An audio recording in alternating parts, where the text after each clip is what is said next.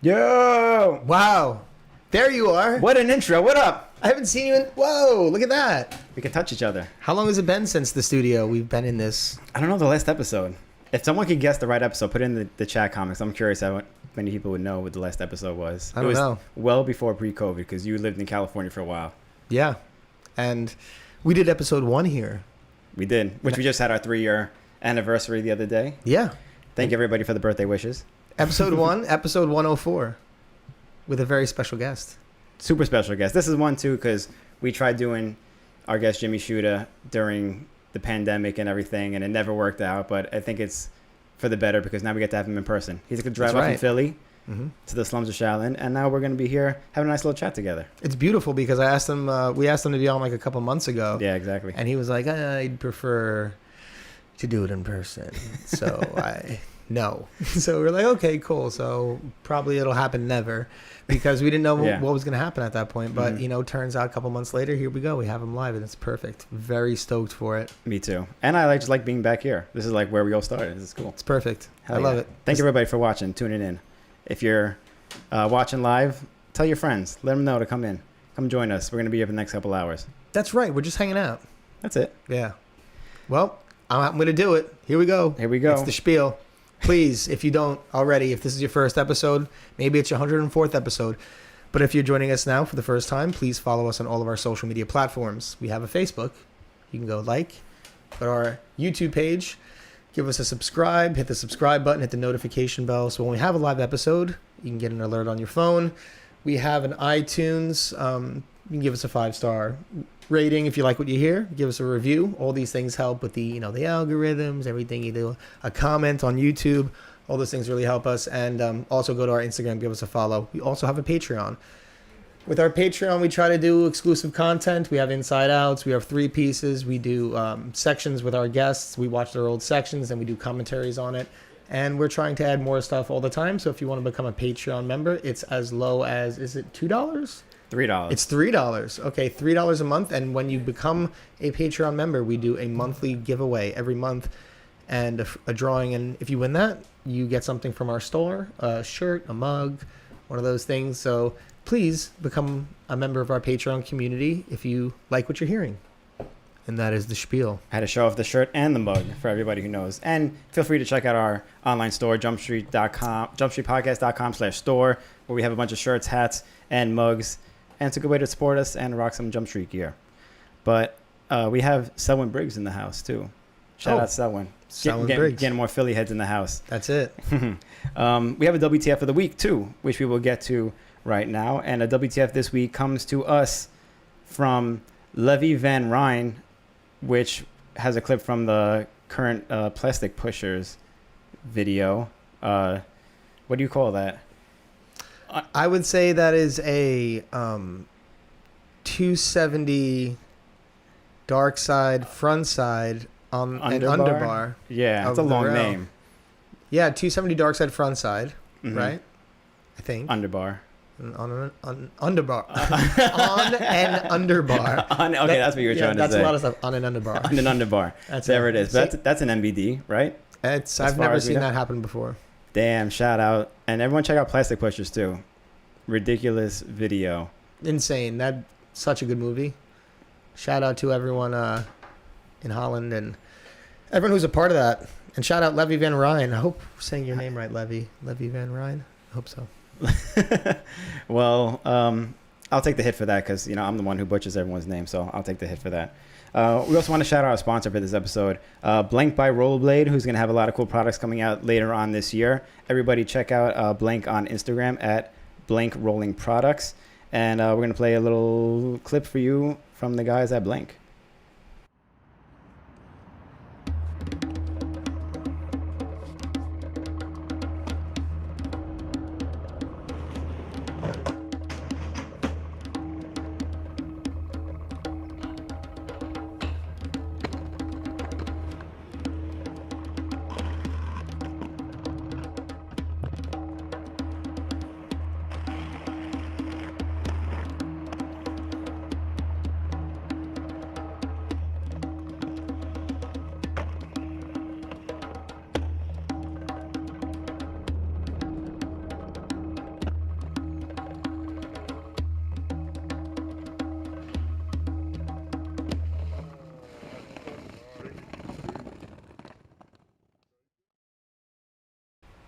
Hell yeah. Thank you so much, Blank by Rollerblade, for sponsoring this show.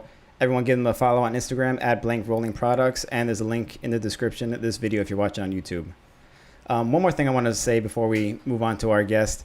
You were mentioning our Patreon. After the show with Jimmy, we're going to do a section commentary with him on a few of his past sections. And I finally filmed my Inside Out doing a true topsoil, which I will post tomorrow as well. So everybody on Patreon can check that out. And if you're curious and want to check it out and support us there, there's a link in the video description of this also to go be a part of our Patreon community. So with that being said, should we bring it on? We should. We should bring it on. Everybody, please welcome a very special guest. Drove up all the way from Philly, Jimmy Shuda.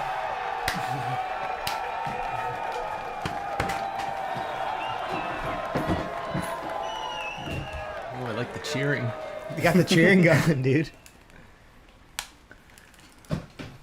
All right. Well, thanks for having me, guys. I'm excited to be here. I've been watching since episode number 1. So Really? you know, absolutely.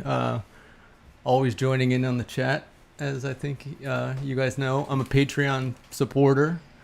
Damn, Shuda's the Patreon Damn. supporter. So Wow. Long time listener, first time guest. first time guest, long time listener. Awesome. Happy to be here. Kind of want to shut down the podcast for a second. Okay. Off the bat. If you guys don't mind. So like 15 months ago, we went into lockdown. It was a scary time. People didn't know what was going on.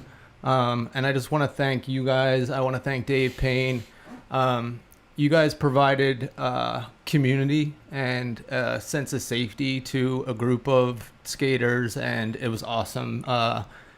It was like the old AOL chat days where, us and Kevin Dowling, and we're all kind of just getting together in a chat room or watching videos with you guys. We're listening to amazing guests, and I just want to thank you guys for that. That was awesome. Wow, thank Thanks you so so much. much. I was not expecting to start the show off like that. No, I can't take. Yeah. This is why we love Jimmy so much. Yes, this is why, and one of the many reasons. And I do have an extra shout out to Dave Payne because he's still been doing, Quarantining the crate. He's still doing it. I think he did an episode. It was like quarantine 50 something. Yeah, I don't remember the number, but yeah, still doing it, still Yeah. going strong, and we're gonna collab on one in the next couple of weeks, a Video Groove one, like we were doing during the pandemic. And we're very grateful for anybody who joined in when we were doing that also during the pandemic, even still now. Yeah. But during the pandemic, we were just talking about this recently with somebody. The movie nights that we were doing, and you were like heavy in those too because everybody was home, and we just had like a place. It was like a community where everyone just got together, like the AOL chat room days, for anyone who's old enough to remember that. And it was just like really fun way for everyone to connect in a time when you couldn't connect with anybody in person. Yeah, it was the perfect storm. Maybe that's part of the reason why we've seen a resurgence in rollerblading. But for the first time in a long time, everybody got to kind of take a pause and get together in these forums, and it was just really cool to be a part of.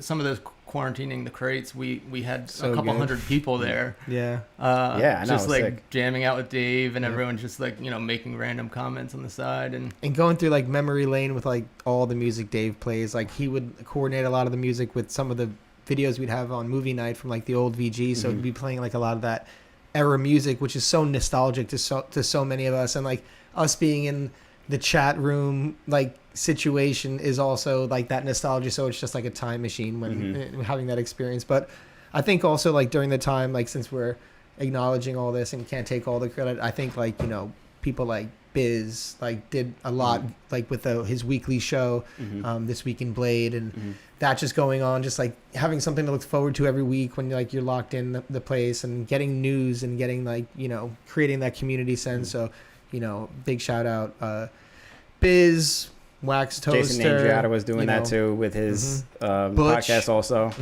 All the guys. All the guys. We're not the only podcast in town, everybody. Check out everyone else's we're not. podcast too. That's right. Everyone's doing amazing work over there. the Trouble in Mind podcast aired for the first time. That's right. And Shout Jeff Frederick. Yeah, that's right. we need to get that back going again because that was entertaining to say I the least. thoroughly enjoyed it. Yeah, me too. All 2 episodes. Yeah, absolutely.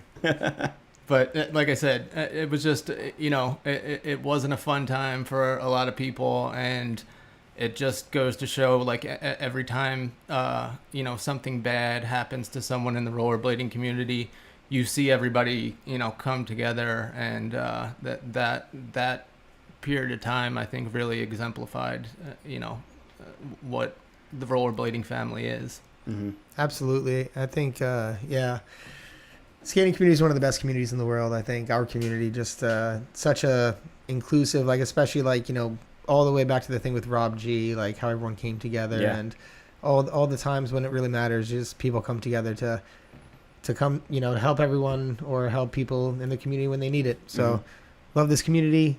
And let's get into you, because you're our special guest. And thank you for all the compliments. And yeah, thank you so much. It's very nice. But we have some live viewers, and I think we want to get into like the Jimmy Shuda story. So, Sure. Man, I remember my first time going to Philly. I was 16. Young guy, young Bill. 21 years ago at this point. So that would have been showing my age. So 2000. You're talking? So this is 99. Okay. We were filming. I got some tricks and apprehensions around this time. Yeah. So this is back in the day, and so during this time, like, you guys were like the guys in Philly. It was like you, Jeff Fredericks, Brian Lux, Jason Diaz, George Kramer. All these guys were around. Chris Majette, Adam Kilgore. So, one, how did you get into skating and this whole thing? And was there anyone before you in that generation? Because as far as we knew, you were like the first guys from the area, like repping Philly and all that. Yeah, so starting in 99, 2000, you're already kind of pretty deep into the history of rollerblading in Philadelphia. So probably around, I was probably in 7th grade, 8th grade. I lived in South Jersey at the time. It's probably 15-minute ride from Philadelphia, and at the time I had rollerblades. They were probably the Veriflex rollerblades. That they were like bright yellow tongues, bright yellow wheels. We largely played street hockey, so we were playing street hockey on rollerblades. But I loved it. I loved skating, so I was always the one who, we were playing street hockey on the streets or at playgrounds, and if I was at a playground, I had skates on my feet. If there was a basketball game that kicked off, I was playing basketball with skates on my feet. So once I put them on, I never wanted to take them off. Shortly after that time, in probably '93. One of my friends, BJ, who I went to high school with, showed me the Hoax 1. So that was my first, The Hoax. The Hoax, yeah.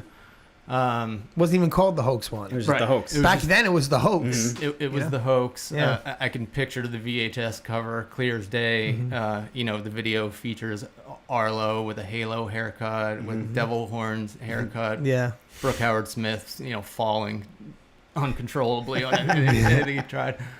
But when I saw that, I was just completely, blown away. And, I guess I probably have, I had a BMX bike at a time. I had a skateboard, though I was never one who could skateboard by any means whatsoever.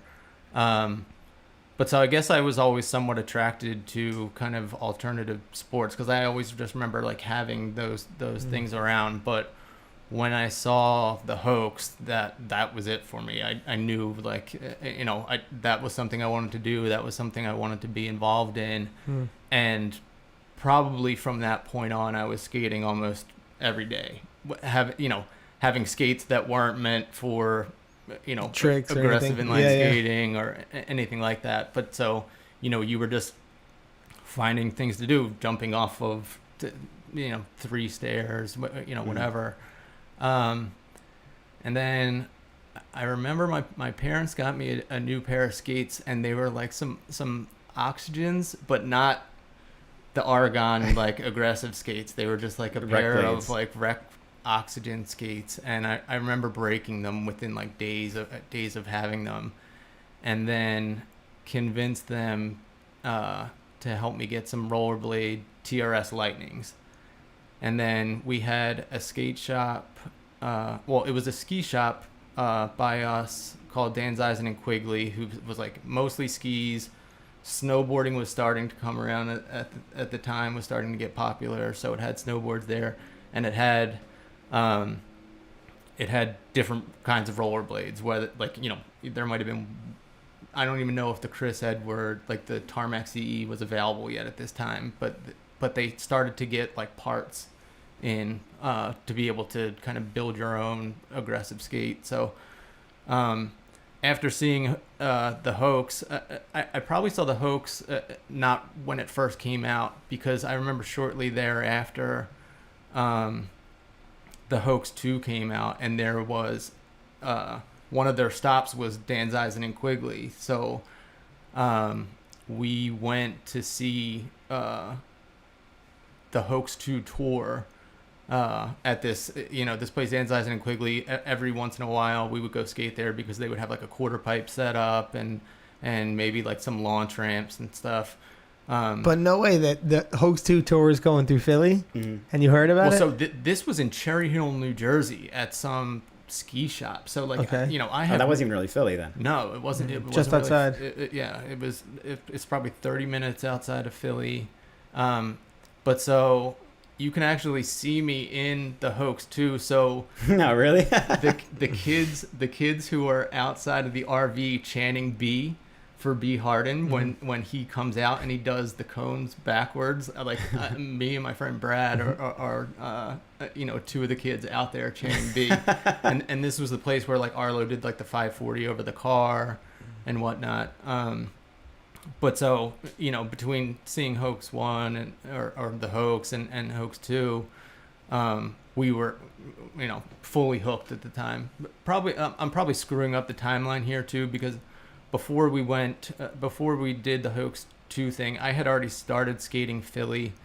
My friend BJ, who got me into skating, we started heading over to Philly. We would take the Patco high speed line for like $2 to get into Philly, and just skate there all day long. We were just skating like City Hall mostly, because Right. that was the last stop on the Patco speed line. So we would skate City Hall. Which is a dope spot. That's yeah. such a good spot, especially as a young gun. Classic. That's everything like, there. Yeah, that's like the Banks to us. Yeah. Yeah, classic spot. Tons of stuff to skate.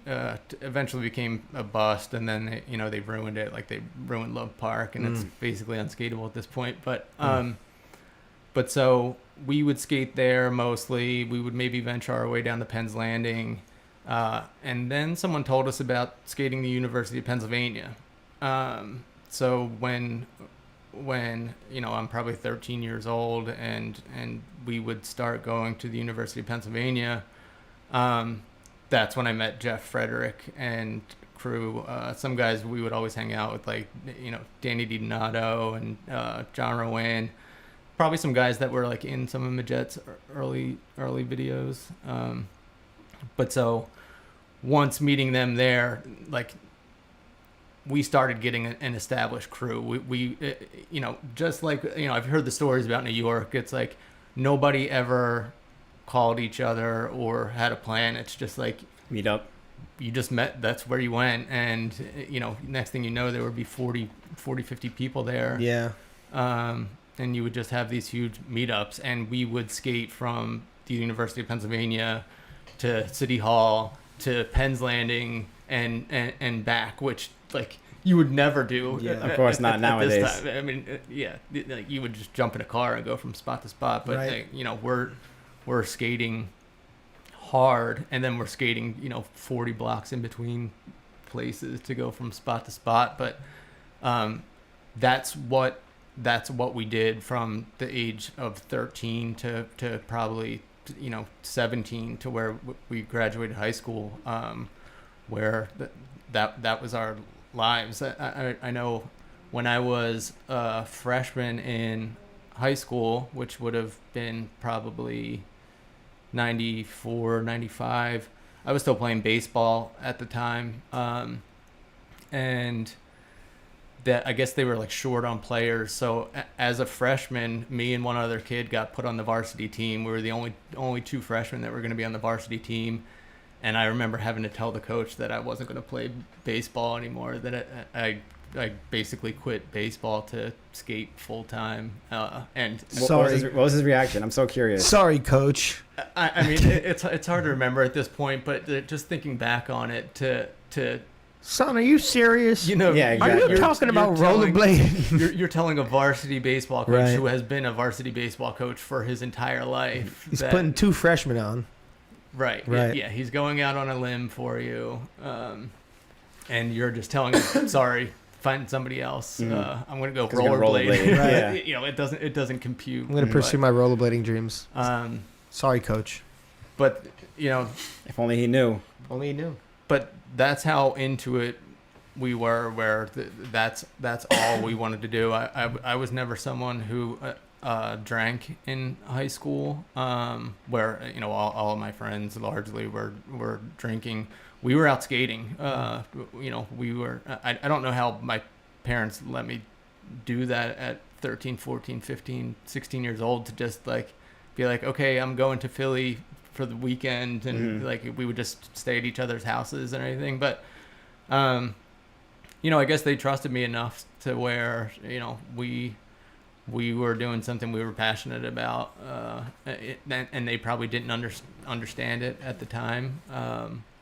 But you know, that was our lives up until, you know, college. And then, Well, now the shoe's on the other foot. Now you have kids of your own that do skate, and like, would you have the same trust in them going to the city to do whatever it is? there's no way in hell I would let, in particular, my daughter Francesca, Well, your daughter, I can see, yeah. who's 10 years old. I mean, I have to imagine it's a long time from now to where I'm like, okay, I'll see you at the end of the weekend, and like you're gonna be going to Philly. I mean, I guess times are a lot different now too. Yeah, that's true. But no, I think it's gonna take a long time for me to be able to let go there. My son James, who's 7, I think already has a lot of street smarts to him, and I think he'll. Maybe I'll trust him with it sooner, but I don't know. It's too early to tell. Yeah, it's tough. Yo, shout out to the James Shuda edit that dropped. Was it today or yesterday? Today. Today, yeah. Your kid dropped a 7-year-old Shuda dropped an edit. So everyone check that out too. I'm sure you posted it all over your Instagram and everything. Yep, it's on my Instagram. That's his second edit this year. So the kid's been pumping out clips. One skateboards, one blades. Got the mini in the backyard. Right. And the MIDI downstairs. We just built a micro in the basement. I saw that. How insane is that? Yeah. I know we're jumping all over the place, but like you got to talk about the life of being a mini ramp owner, and like, because I know you put like, you didn't just build a mini ramp, you put like a lot of work into it. You had it built a certain way, and I know you went through some struggles with that too. Yeah. So let's start off by saying my wonderful wife Jamie does not skate and has no skin in this game whatsoever. She's very supportive of us, but this is, she's not the one who dreams of having a mini ramp in her Right. backyard. So it took some convincing to, not that she didn't want a mini ramp in the backyard, but it's expensive. It's very expensive to build. So it took a while to convince her that that's money well spent. And really at the time, both my kids, Francesca and James, that they weren't that into skating at that time. We would hit a skate park here and there. Francesca was just kind of like had a skateboard, would ride it around. James, I think, could barely rollerblade at the time. He could barely stand up on skates. So largely, this is for me a selfish endeavor. But I always like to have the house that people want to go to, and that is one a selfish reason that I want to be around my friends, but I also want that for my kids as well. I want my kids' friends to want to be at my house, because then I have, my kids there with me. I know what they're doing all the time. And when you have a pool and a mini ramp in your backyard, then that's pretty cool. It's a good setup. Your friends are gonna want to. And the Jump Street cornhole You're boards. like the cool dad. You still have the Jump Street cornhole boards? We have 'em, yeah. Oh, yeah. cornhole He has the ones boards? from Woodward. What? That's like a dream. Yeah. Real quick, I just realized I have to shut down the podcast for a second. Okay, go for it. Today we had a very special guest buy us pizza. Oh, yes. Right, yeah. So we have to shout out the meme page, COVID Blader. Shout out Cova Blair. Thanks for the vodka pie. Bought us a vodka pie today. Check it out on our Instagram if you don't know what a vodka pie is. Really good. It So was delightful. So thank Had you, a- COVID Blader. shout out COVID Blader meme page. Hell yeah, definitely. Check it out. Cannot forget that. Give him a follow. Yes. Yeah, good call, because we could have ended up with a meme against us. Yeah. Which is a nightmare Not for me. when someone buys you pizza, you don't say nothing about it. Yeah, I don't want to get rinsed. Yeah. But continue about the mini ramp and So we I started talking with Mike Falcone and Clark Kirkman, who are both very well versed in mini ramps and building mini ramps and skate parks. And Mike Falcone helped build like the Woodward Riviera Maya. So this guy knows what he's doing when it comes to mini ramps. I largely never skated mini ramps or transition or anything of the sort. We never had that stuff in Philly. We never really had skate parks that we would go to. We had Cheap Skates, which was 45 minutes outside of the city, which we would go to. There's other parks that we would go to, Borderline, Boards and Blades, and people would skate the mini. I was never one who was attracted to. Yeah, this actually makes me want to get into like. When you're done with this, I have a question, because I know there was a separation of like the skate park skating and the street park. skating, Yep. like, and Philly guys took it pretty serious, but Mhm. we'll get into that in a second. But Sure. go on. So when we would go to a skate park, I would find whatever I could skate on the street course and skate that the whole time. Frederick or anybody else that they at least became somewhat familiarized with mini ramp skating. When I built a mini ramp, I largely did not know how to skate a mini ramp. But so eventually Jamie kind of agreed to it. I got loose numbers of what it was going to cost. loose numbers. Estimates. Yeah.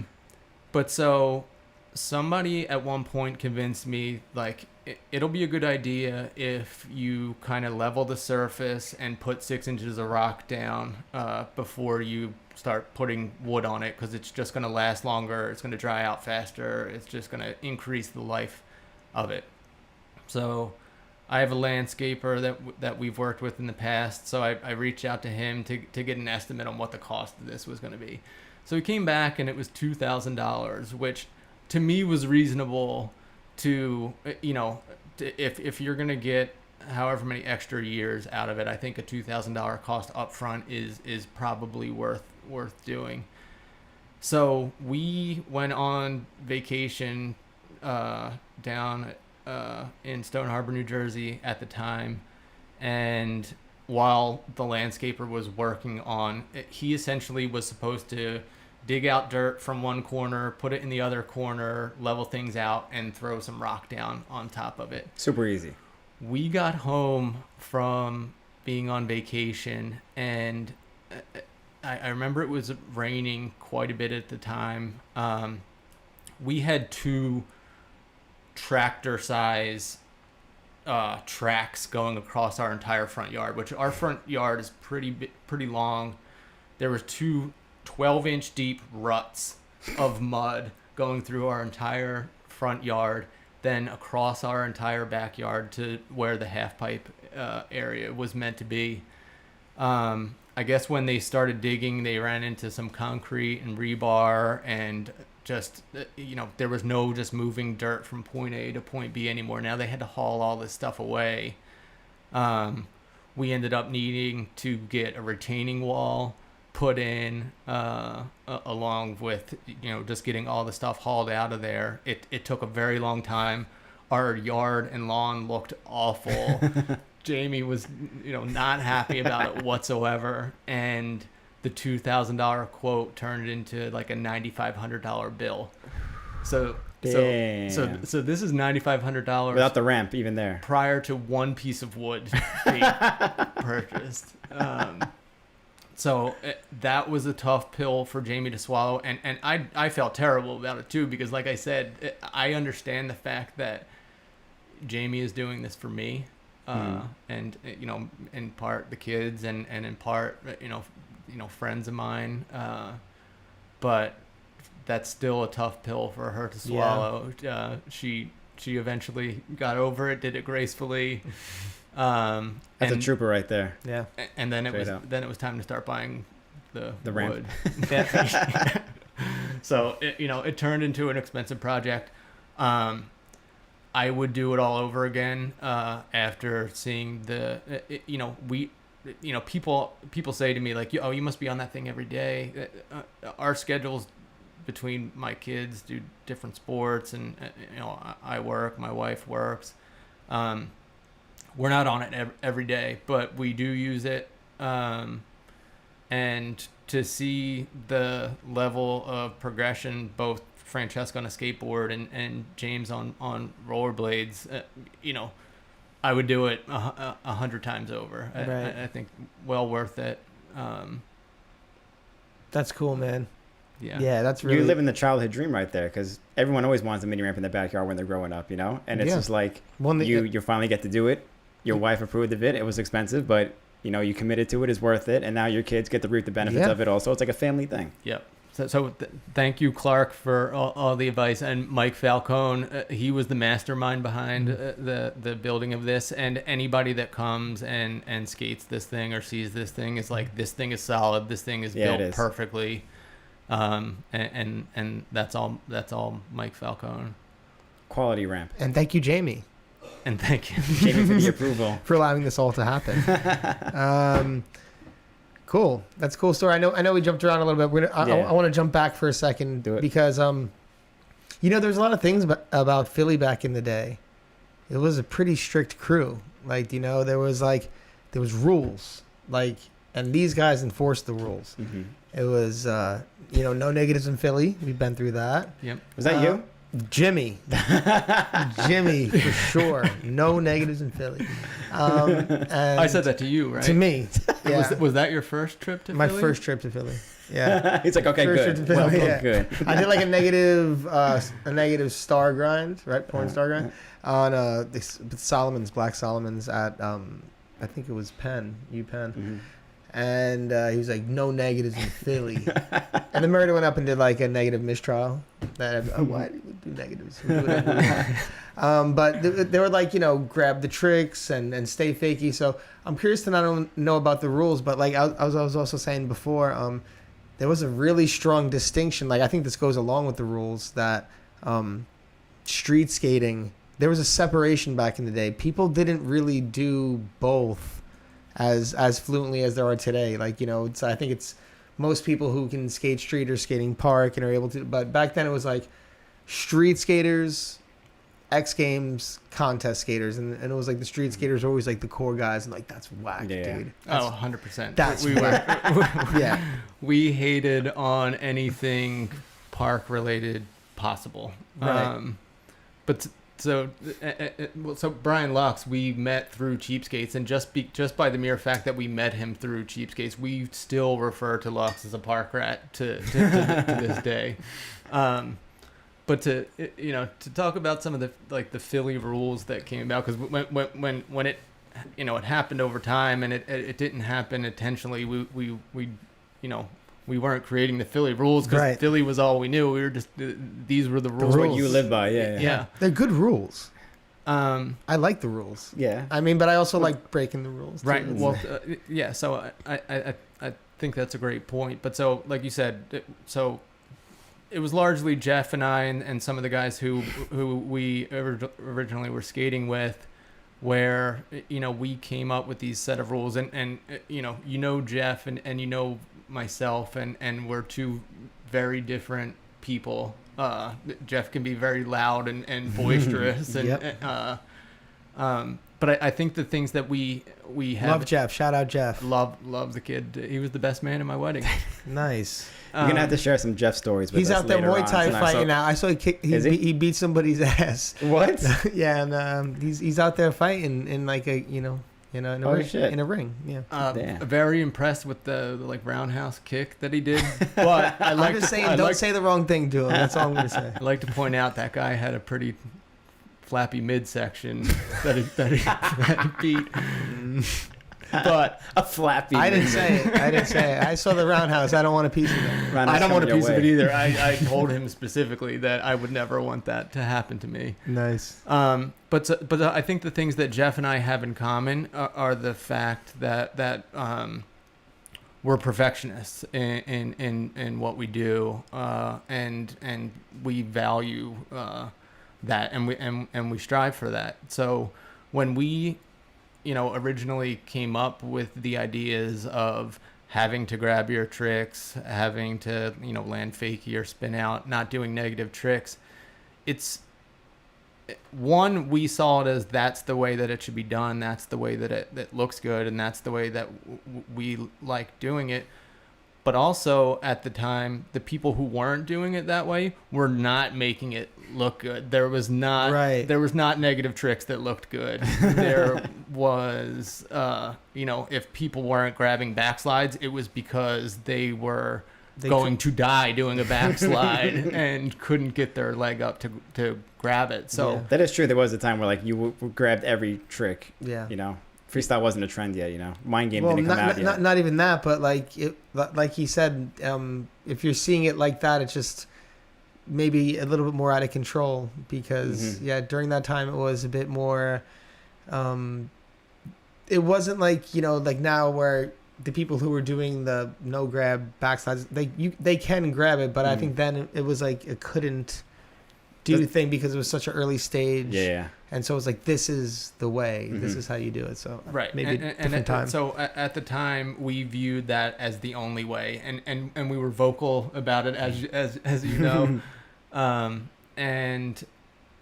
but we believed that was the right way to do things, and I think those rules and those standards that were set at that time, you can still see that through like generations that grew up in Philly. You totally can see all that through like the Kelsos and Anthony. Through the Kelsos, I was going to say even Anthony, as wild as he can skate sometimes, you can still Everything's see proper that in him. Like watch him do a top sole, and like that's how you're supposed to do a top the sole. little things done so well. It makes all the difference. All the difference. So Philly was good at the really having an eye for those nuanced things.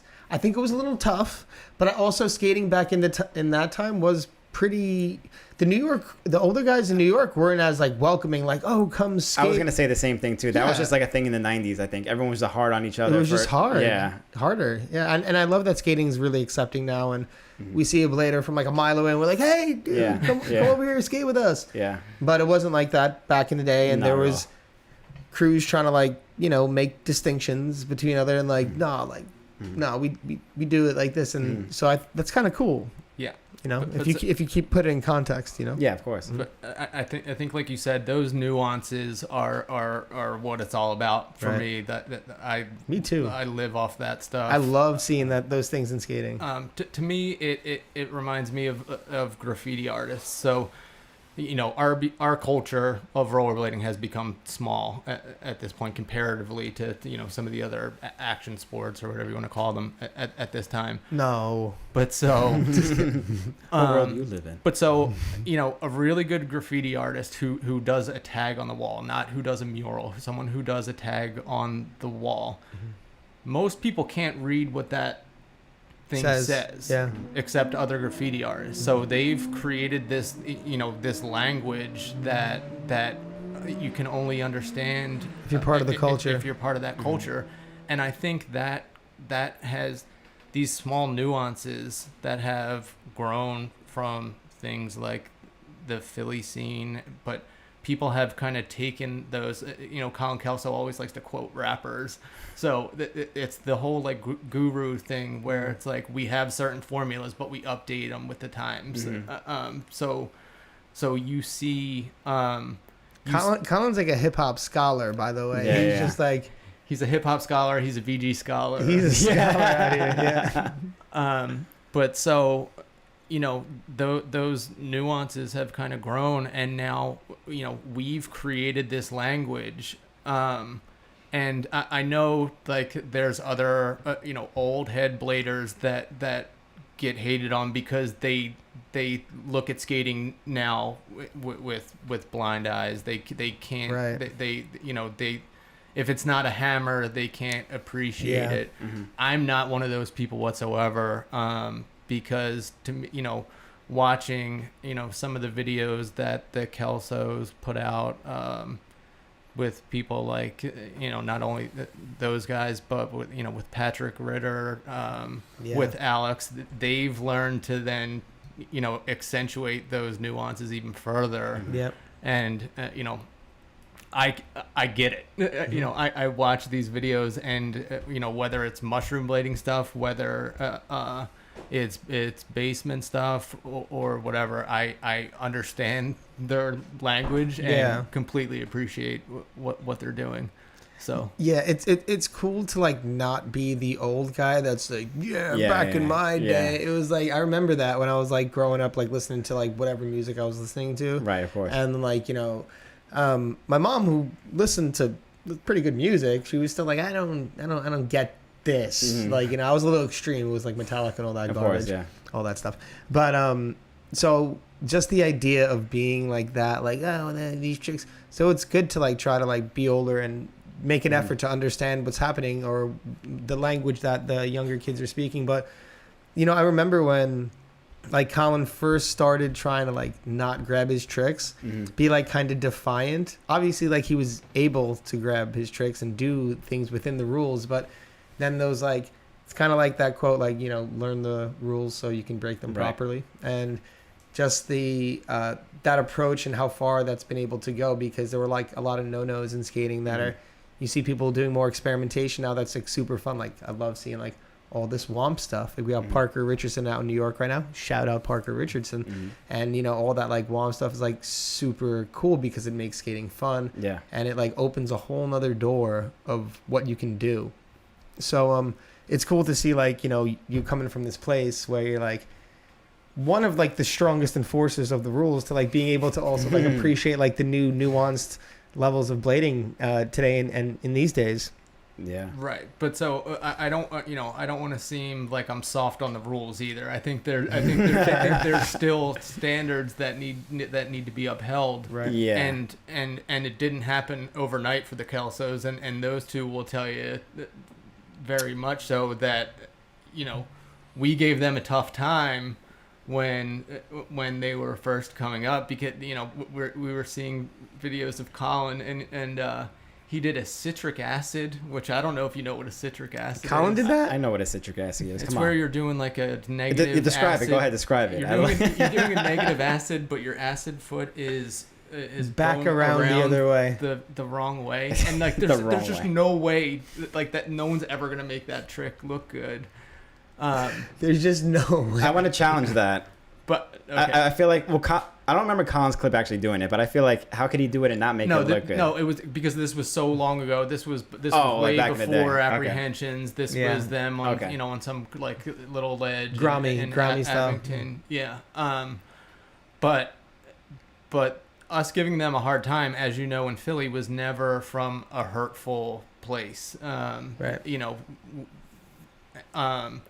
Those guys took the hits from us. They learned the rules, and then they learned how to break them, and to look at what they're doing now and what they've done over the years. I don't know anybody from Philly who would be able to say the way that the places that those guys have taken skating is not inspiring. Mm-hmm. Yeah, I was gonna say that even though that they have that new style of skating, and they kind of go to like the way that skating is now, where it's not like just hammers and down rails and stuff like that. They still do kind of implement those rules, but every trick they do is perfect. Not just them, but everybody in Philly. You still skate like that too. When you skate, you make sure everything's perfect. You do things 100 times to get it right on video, you know. So that is still happening in Philly, no matter what style of skating you're doing. Yeah, I like I said, I listen to this podcast all the time. I'm very much a blue collar blader, as you are. I have to. We gotta get you some stickers. I have to work hard for every single clip, maybe that I've ever gotten. There's very few clips that I've ever gotten that are like, oh yeah, I did that first try, I did that second try. Yeah. You know, I've been filming a lot over the past year and a half with Sean and Colin, and there was some struggles, some mental and physical struggles taking place just to get a single clip. I was there when you fucked up your ribs, right? You bruised your ribs or something like that. Yeah, at Temple, just skating a kinked rail. I don't know if it was you or somebody was like, oh, I have to see a Macchio to top acid in this section or something. That was me. or something. So we found a kinked rail, and I was like, all right, yeah, I can probably do it. A big kinked rail too. It wasn't even a little one. Yeah, and I just started getting comfortable kind of sliding down it, and missed my Macchio foot and went straight to my ribs. And that was bad. Just one of those, like, can't breathe at first. You're just, tapping on the ground to communicate with others. No, it's crazy. Like, sometimes, like, I don't know if it's because I'm older or whatever, but when you're skating, like, a metal rail downstairs, like, and, something happens, you get hurt, and you're like, oh, man, like... You think about it, like, how did I skate all those metal bars? And man, those are like, why was it so easy at one point? Yeah, I used to like take those falls a little easier, but I know what you mean. Like, it's a metal bar. Yeah. You hit the ribs on that. I got payback for that though, because I broke my ribs a few months ago on a kink rail. The same thing. Right. So same exact way you did it too, like identical. Yeah, they're not forgiving like they used to be. Yeah. But shout out Farm. Because he's still out there conquering demons. Holy moly. Mm-hmm. And I know you are too, so it's crazy, man. But you said you've been filming with the Kelso's Heart for the last like year and a half. What's going on with that? I know you wanted to put out a 40 edit, but that has passed. So what do you plan on doing now? 40 plus. 40 plus. I don't really know what the plan is. I know what we've done so far, and we're kind of trying to figure out what to do with it all. So the last few months, our schedules just kind of haven't lined up, and we haven't been getting together filming. I probably have 30 to 35 street clips, like clips that I'm pretty proud of, and I think what is working out to be probably the section that I'll be most proud of out of all my sections, and I think probably the best skating that I've done out of all my sections. I was never overly thrilled with any section that I ever made, but this is the first. FOR2 one was pretty damn good. I mean, all of them are pretty damn good. Yeah. But so all of them were kind of like I never set out to just film with one person. It was kind of like, okay, you're gonna have a section in this video, so I would say like, oh, I have Kevin Gillen has some clips on his VX, so like I'll grab some from him, and maybe Machette has some clips over here, and then go out filming with like Ed Martinez or whoever I could find with a camera, and kind of just put these things together. So this was the first time that it was just me and the Kelsos out there street skating and working on something together. I love the way that Sean edits. I love the way that he uses audio to his advantage. If you're watching anything that's basement related, you should be watching it with headphones on, because the way he kind of not only uses music audio, but even like the skate audio that he's manipulating. Yeah. It makes it really cool. He's a master, dude. He's so good. Yeah. So incredible. I love those basement edits. All of them are amazing. Such a fan. Unbelievable. Yeah. So They're working on something new right now, right? yeah, They're always working. Are we allowed to talk about this? I don't know. I don't know. Sean's in the chat. Let us know if you could talk about it. Probably not. Go on. He, I'm sorry. he's casually slipped a photo or two out there of stuff that I know they're working on. I feel like they're always working, like you said. Yeah, it's always something. But so my goal was at 40 years old. I was feeling very good from a health perspective, and I wanted to put out what I had in my mind as one last street skating edit. And I wanted to do it with Colin and Sean because I enjoy the stuff that they put out.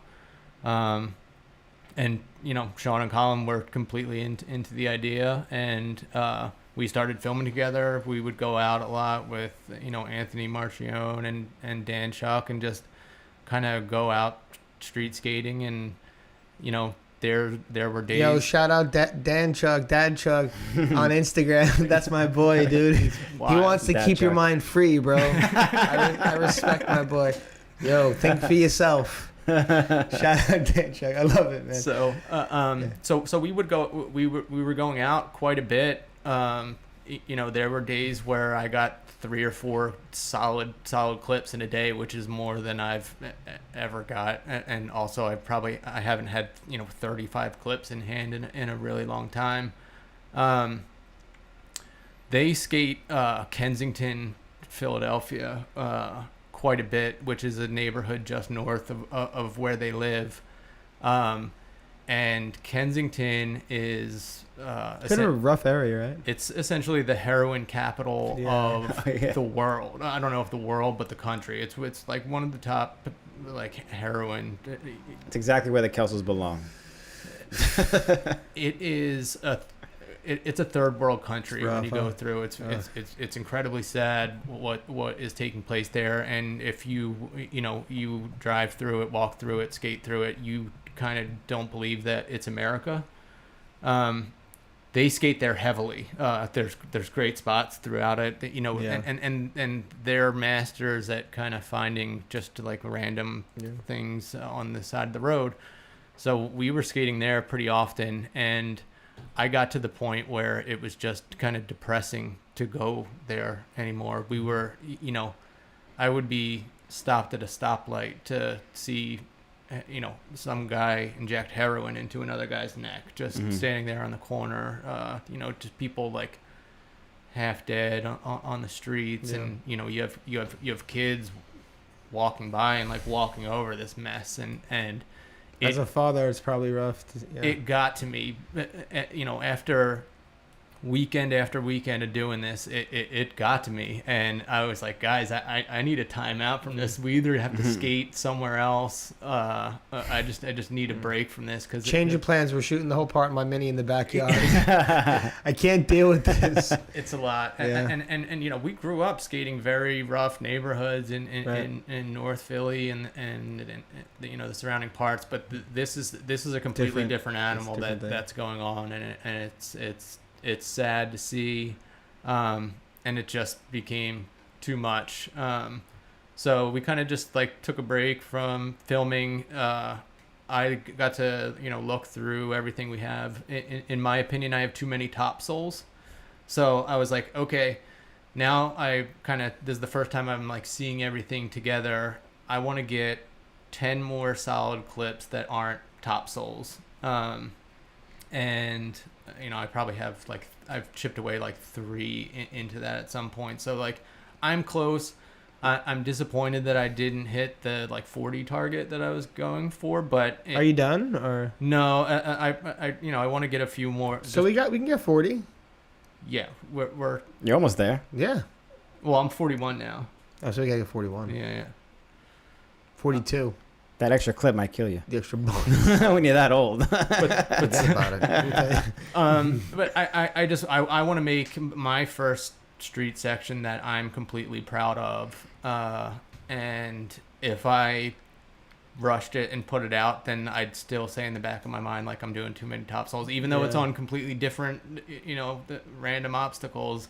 In my mind, I would say that, and I want to just, I want to be able to walk away from this thing saying yep, I'm happy with this one. I took my time. Yeah. In the meantime, I've also filmed a complete park edit. Like I have like a 3.5 minute park edit that's done. The younger you Damn. wouldn't believe that. Yeah, This- for the real, younger, right? the younger you would have been like a full park edit.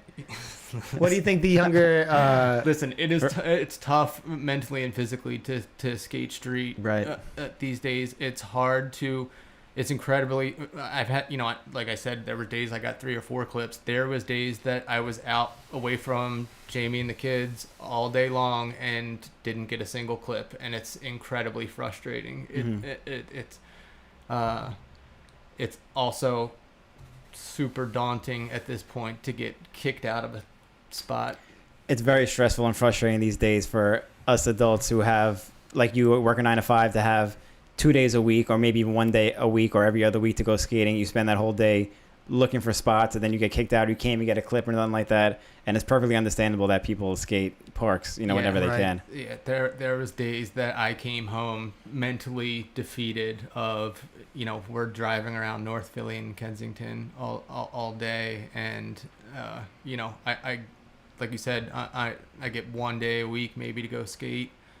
And you spend the whole day driving around North Philly and Kensington, and Dan Truck probably gets 17 clips. I get 0, and I it's tough. Who filmed it? What did you kids film it? Because I know you just put out. You always skate parks with your kids. Francesca filmed quite a bit of it.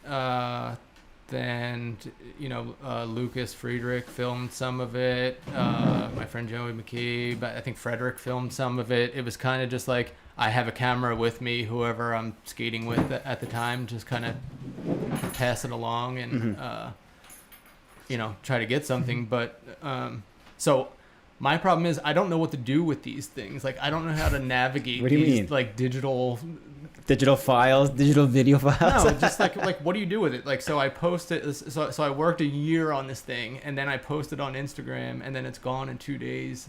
Like, I feel like I want to do something more with it than that, but I don't know what that is. So I essentially have 35 street clips and a street section done, but I don't know what to do with them. What do you do these days besides put something on like YouTube and just promote the crap out of it? Yeah, I don't know. That's all you kind of do. You're not gonna make a fucking DVD. You're not gonna come up with the Jimmy Shuda Blu-ray. I mean, if he keeps going, he can. You could Yeah, it's like one of those Aaron Feinberg videos. Skate like Aaron. ride like Jimmy. Yeah, no, it's never gonna happen. But, that's kind of where I'm at with them. But I'm proud of what I have so far. I think I tried to kind of do something different with this one. I think it's easy. It like towards the end of where I like slowed down and kind of like stepped away from skating. I never completely stepped away from skating, but where I kind of stepped back a bit was because I felt like I was doing the same tricks at the same places, and it kind of just got stale for me. You talking about like street spots in general, like going back to the same ones over and over same again? street spots, but then I find myself doing the same tricks because they're the tricks I know I could do, and you end up stopping. You're not pushing yourself anymore, so you get bored and you kind of walk away. But I think as you stay watching skating and you get inspired by different things, then there's been plenty of times throughout the years where just like that spark lights back up and you're back in and this time was probably the most that's happened in a long time. And I can't wait for you guys to see, because I think it's pretty different than anything I've done in the past. I can't wait for that too. When was the last section you put out? 100 years ago. What was it? Literally Denial? 100. Was it underestimated, the last section that you had?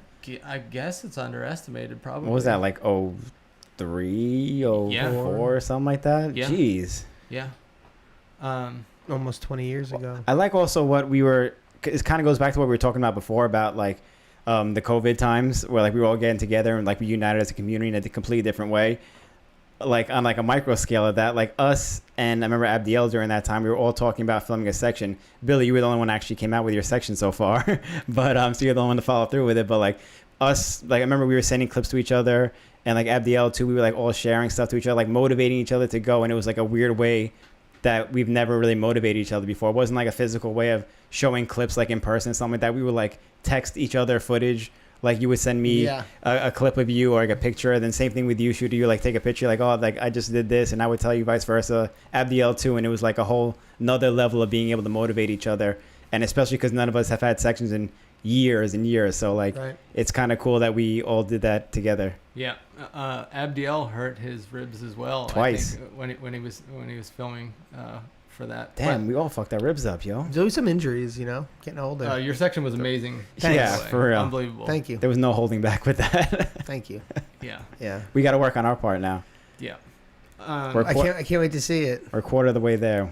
Yeah. Let me ask. I'm way more than a quarter. Well, I'm saying like between the four of us, between you're like us three and Abdiel. something percent. Yeah. You're almost there. Yeah. So I was trying to convince Austin to buy an HVX to make the Truth 3, which I think. And why do I need an HVX? Tell me this again.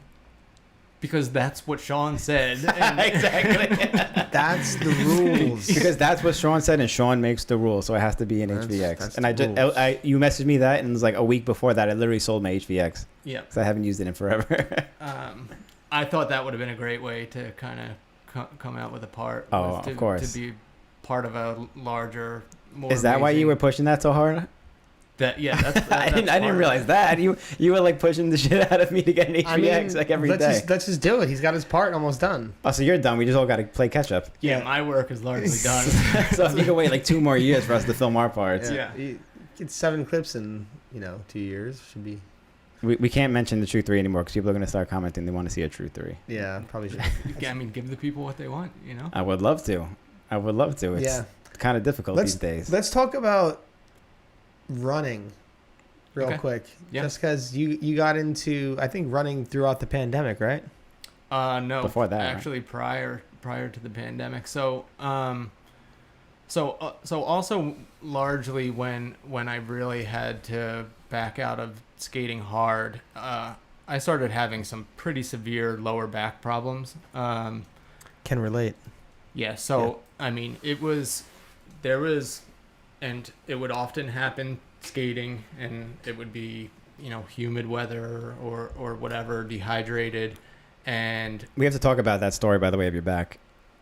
We can talk about it right now Since you're in the way. Okay, because you had some serious, like you said, some serious back problems, and you went through years of trying to get it better and fixed, and then you finally got it fixed. Yeah, so and it's the most ridiculous story talk about ever. That right now. Do you know about this story, Billy? No, this is going to be entertaining. Leading into the running now. So I would go. So I think the first time it happened, we were skating Cecil B. Moore on Temple's campus, and I was skating. There's the 2 ledges in a row going down the ramp. So there's the lower one that goes out, and then there's the higher one that goes out. And the higher one is probably like almost chest high. The higher one is your ledge, pretty much. No one else skates right. I love skating. Yeah, that's your ledge. So I was skating there on a very hot and humid day, and I jumped up to just maybe Macchio it, or I think Macchio it. And when I jumped, I felt my back like completely seize up, and I had no choice at that point because I would always fly down that ramp to that ledge. I had no choice at that point but to still lock the trick and just kind of see it out, or else I would have gotten more destroyed. So I felt my back go out, locked a Macchio, and then just had to kind of land and crumble to the ground. It was so like I couldn't get up, I couldn't walk. They had to, some of my friends that I was with that day had to roll me onto a piece of plywood that they found. No way. Carry me to my car, put the back seats down, and just like load me into the trunk. No. And then when we got to my apartment on Penn's campus, had to take me out by plywood. We lived across the street from some medical facility who. Oh, so this is a long time ago. Yeah, so this was... Oh, okay. Yeah. Yeah, I still lived on Walnut Street the first time it happened. But so they had to, carry me into my apartment, and I needed to use a skateboard next to my couch to paddle my way to the bathroom. Like, I couldn't walk. And that started happening, like, at first it was happening, like, once a year. Then it was happening, like, every 6 months. I was going to an orthopedic surgeon throughout all of this, and every time it was just like, here's a prescription of muscle relaxers, here's a prescription of Tylenol with codeine. Eventually it got to the point where they were doing cortisone injections. But every 6 months I would be dealing with this. So I would go out and skate once every 2 months, and then, be incredibly sore for 2 weeks after that.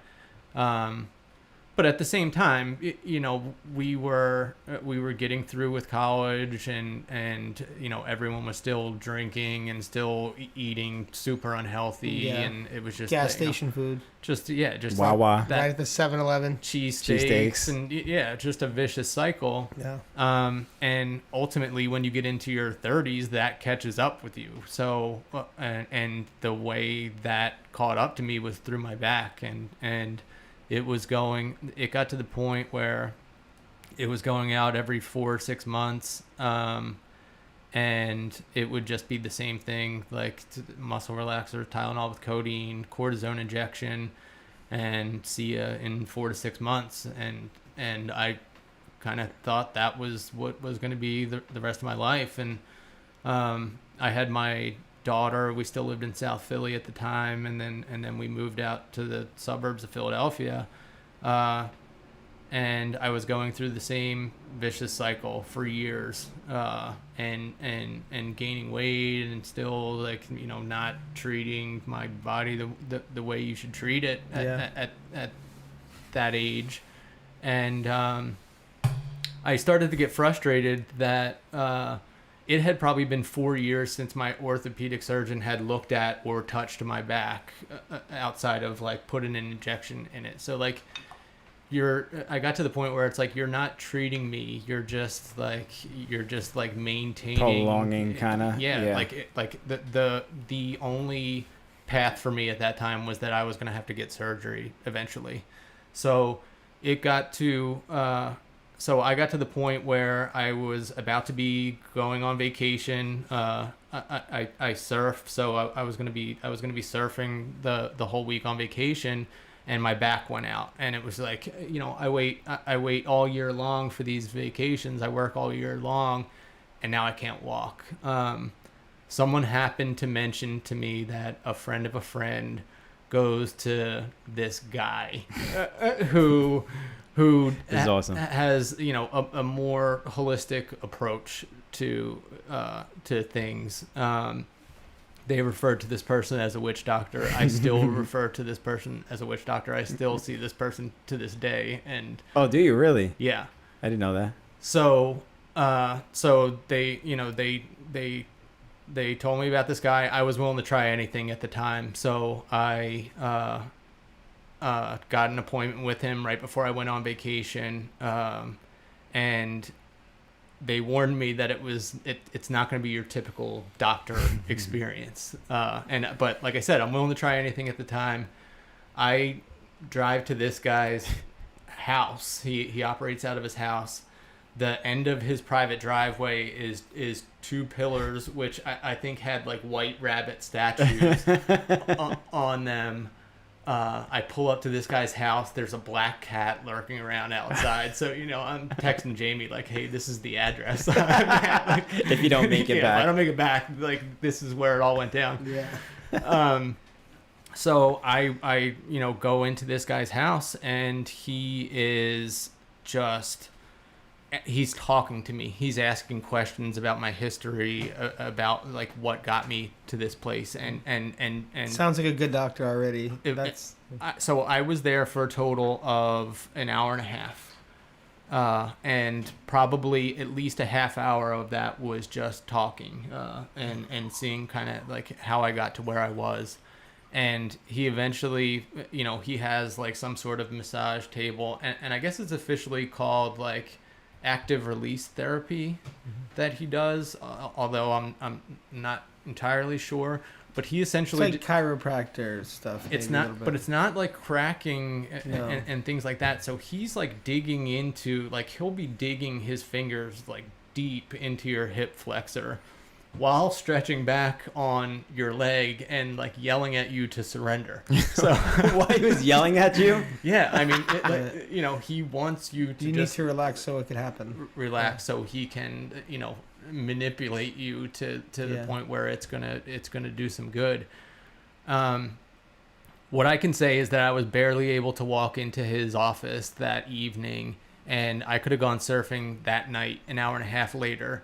When I got back into my car, I was slowly getting into my car because in my mind I had been severely injured an hour and a half ago, and now I felt completely fine. That's insane. But I don't think I don't want to say that was that was the life change, like that changed everything. But I took that and I took advantage of that, and I started to take care of myself. I started to eat better. I started to exercise. I lost a bunch of weight, and maybe a year past that, my back went out one more time where I had to go back to see him, but continued to eat healthy, continued to exercise, continued to lose weight. I've had 0 back issues ever since those 2 visits, which were, probably 3 years ago at this point. And, during that time, I'm skating hard, I'm surfing, and, so I took up running. So the way running came about is my work was doing like a charity 5-mile race. You could either walk 2 miles, run 5 miles, or bike 15. I had never run 5 miles before in my life, so I was like, yeah, I'll do that one. I'll do that one because I just wanted to try something different. At the same time, my daughter who was probably 7 at the time, signed up for a 5K race through her elementary school. So I was like, oh, I'll do it with you. That way we can, run together, something we could do together. So I did those. I did a 5K. A week later, I did a 5-mile run, which even my training for that, I got up to 4 miles. I never even got up to 5. But then it kind of just like snowballed into, a complete habit. And now, I think I'm just about to reach 600 days straight where I'm running 5 miles a day. Over the course of the time, I've lost like 40 pounds. And I think for me, the biggest benefit that I've gotten out of it is I'm skating at what I consider to be a pretty high level for someone my age. And like you're seeing, I'm able to do it with my kids. I'm not some dad on the side being like, yeah, I used to be able to, blah, blah. Yeah. I'm out there skating with them. So it's been quite a ride. That's awesome. That's like motivational. I think a lot of people need to take notes from that because so many people have problems.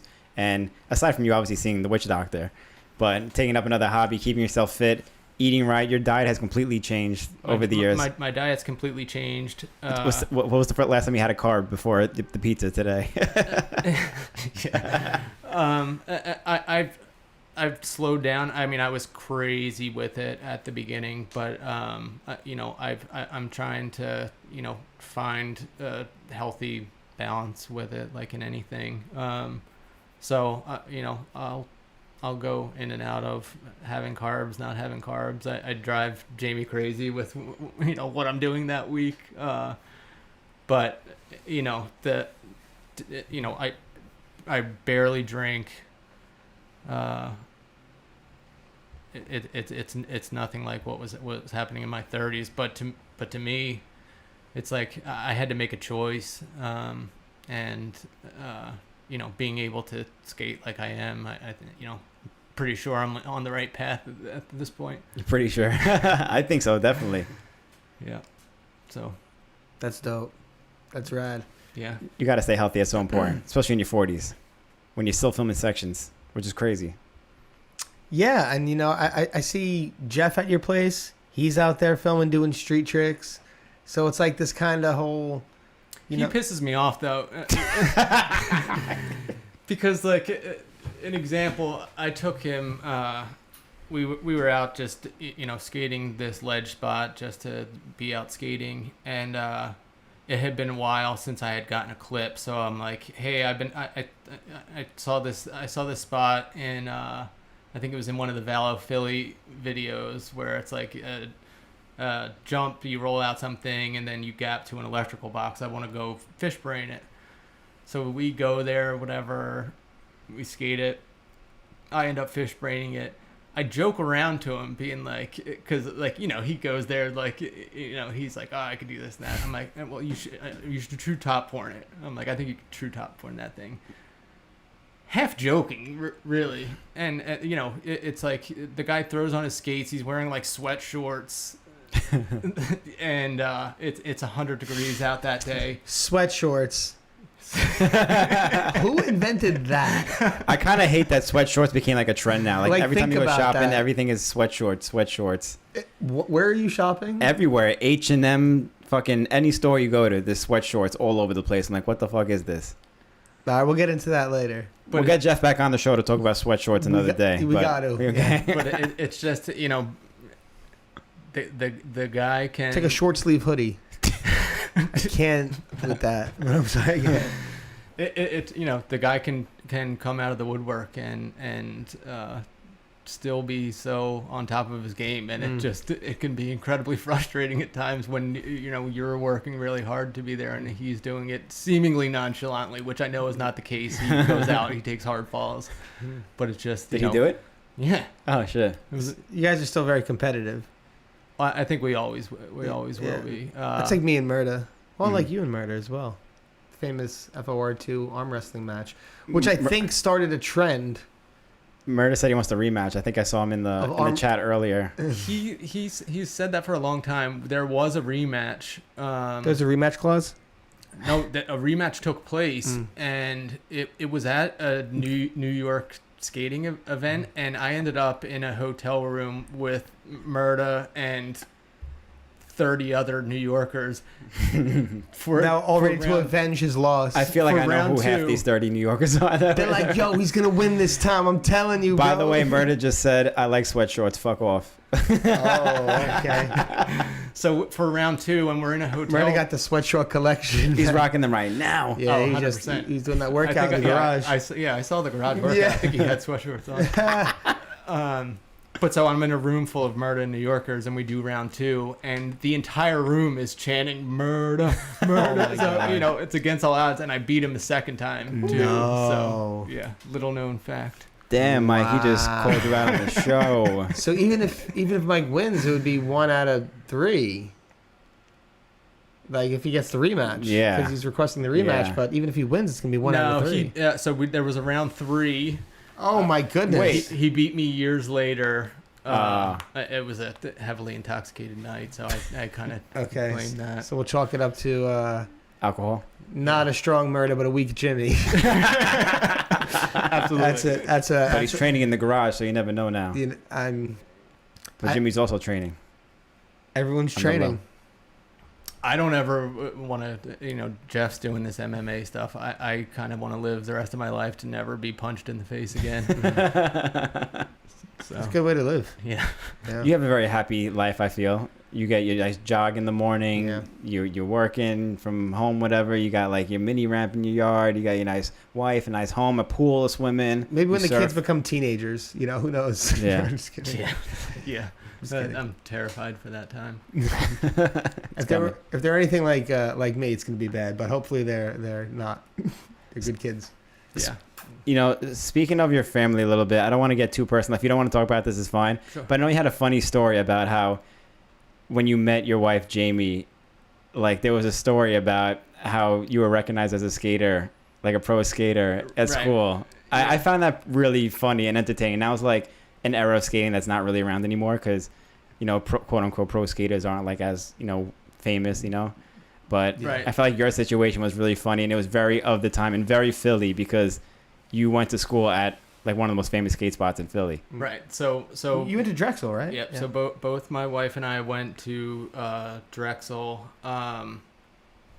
I probably knew of my wife the entire time that I went to Drexel, and she had no idea who I was. How'd you know of her? What do you mean? Well, because just I saw her freshman year. Oh, okay. and You just recognized her. Like, you seen her around. not recognized her, but like Yeah. I was kind of infatuated with this girl since freshman year, and just never, had the guts to go talk to her. And it took up until senior year. We finally got a class together, and the way she explains it, we had philosophy class together, and she went into the classroom and she saw that I already had the book and I had a highlighter, so I looked like I knew what I was doing. So she sat next to me. You look like a nerd pretty much. Yeah, whatever you want to call it, It worked. It was working. That was her excuse. Yeah. That was her excuse. She saw Jimmy's Baby Blues, and she was like, "I gotta sit next to Jimmy. I'm gonna tell him it's the highlighter. That's what it is."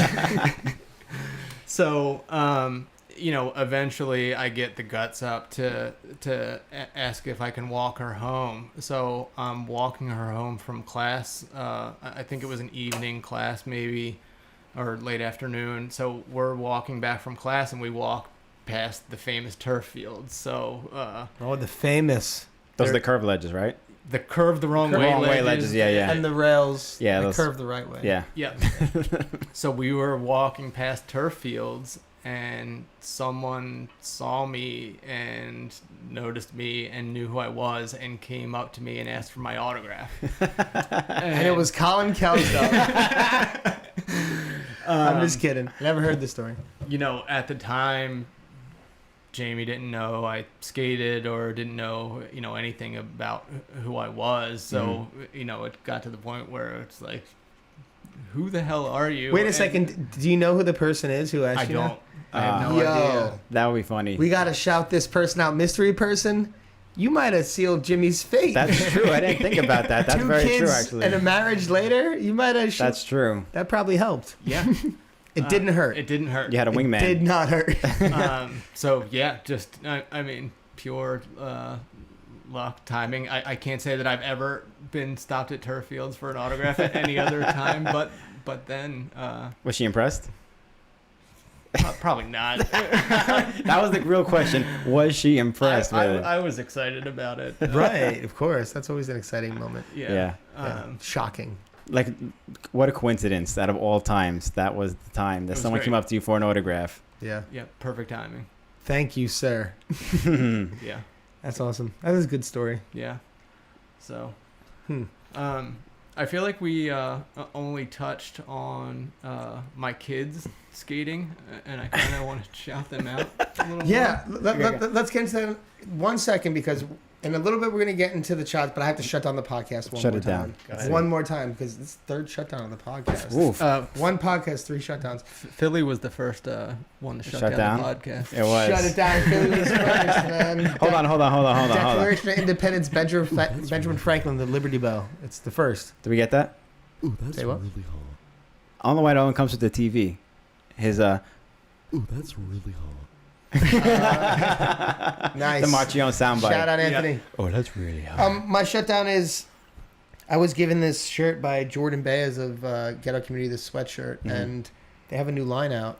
And I gotta say, Fine looking garments. I gotta say it's fantastic. it is. So if you get the opportunity to, please check out the new Ghetto Community line because they got a windbreaker. I was out wearing it the other day. It was pouring rain. And I was pulled out the windbreaker.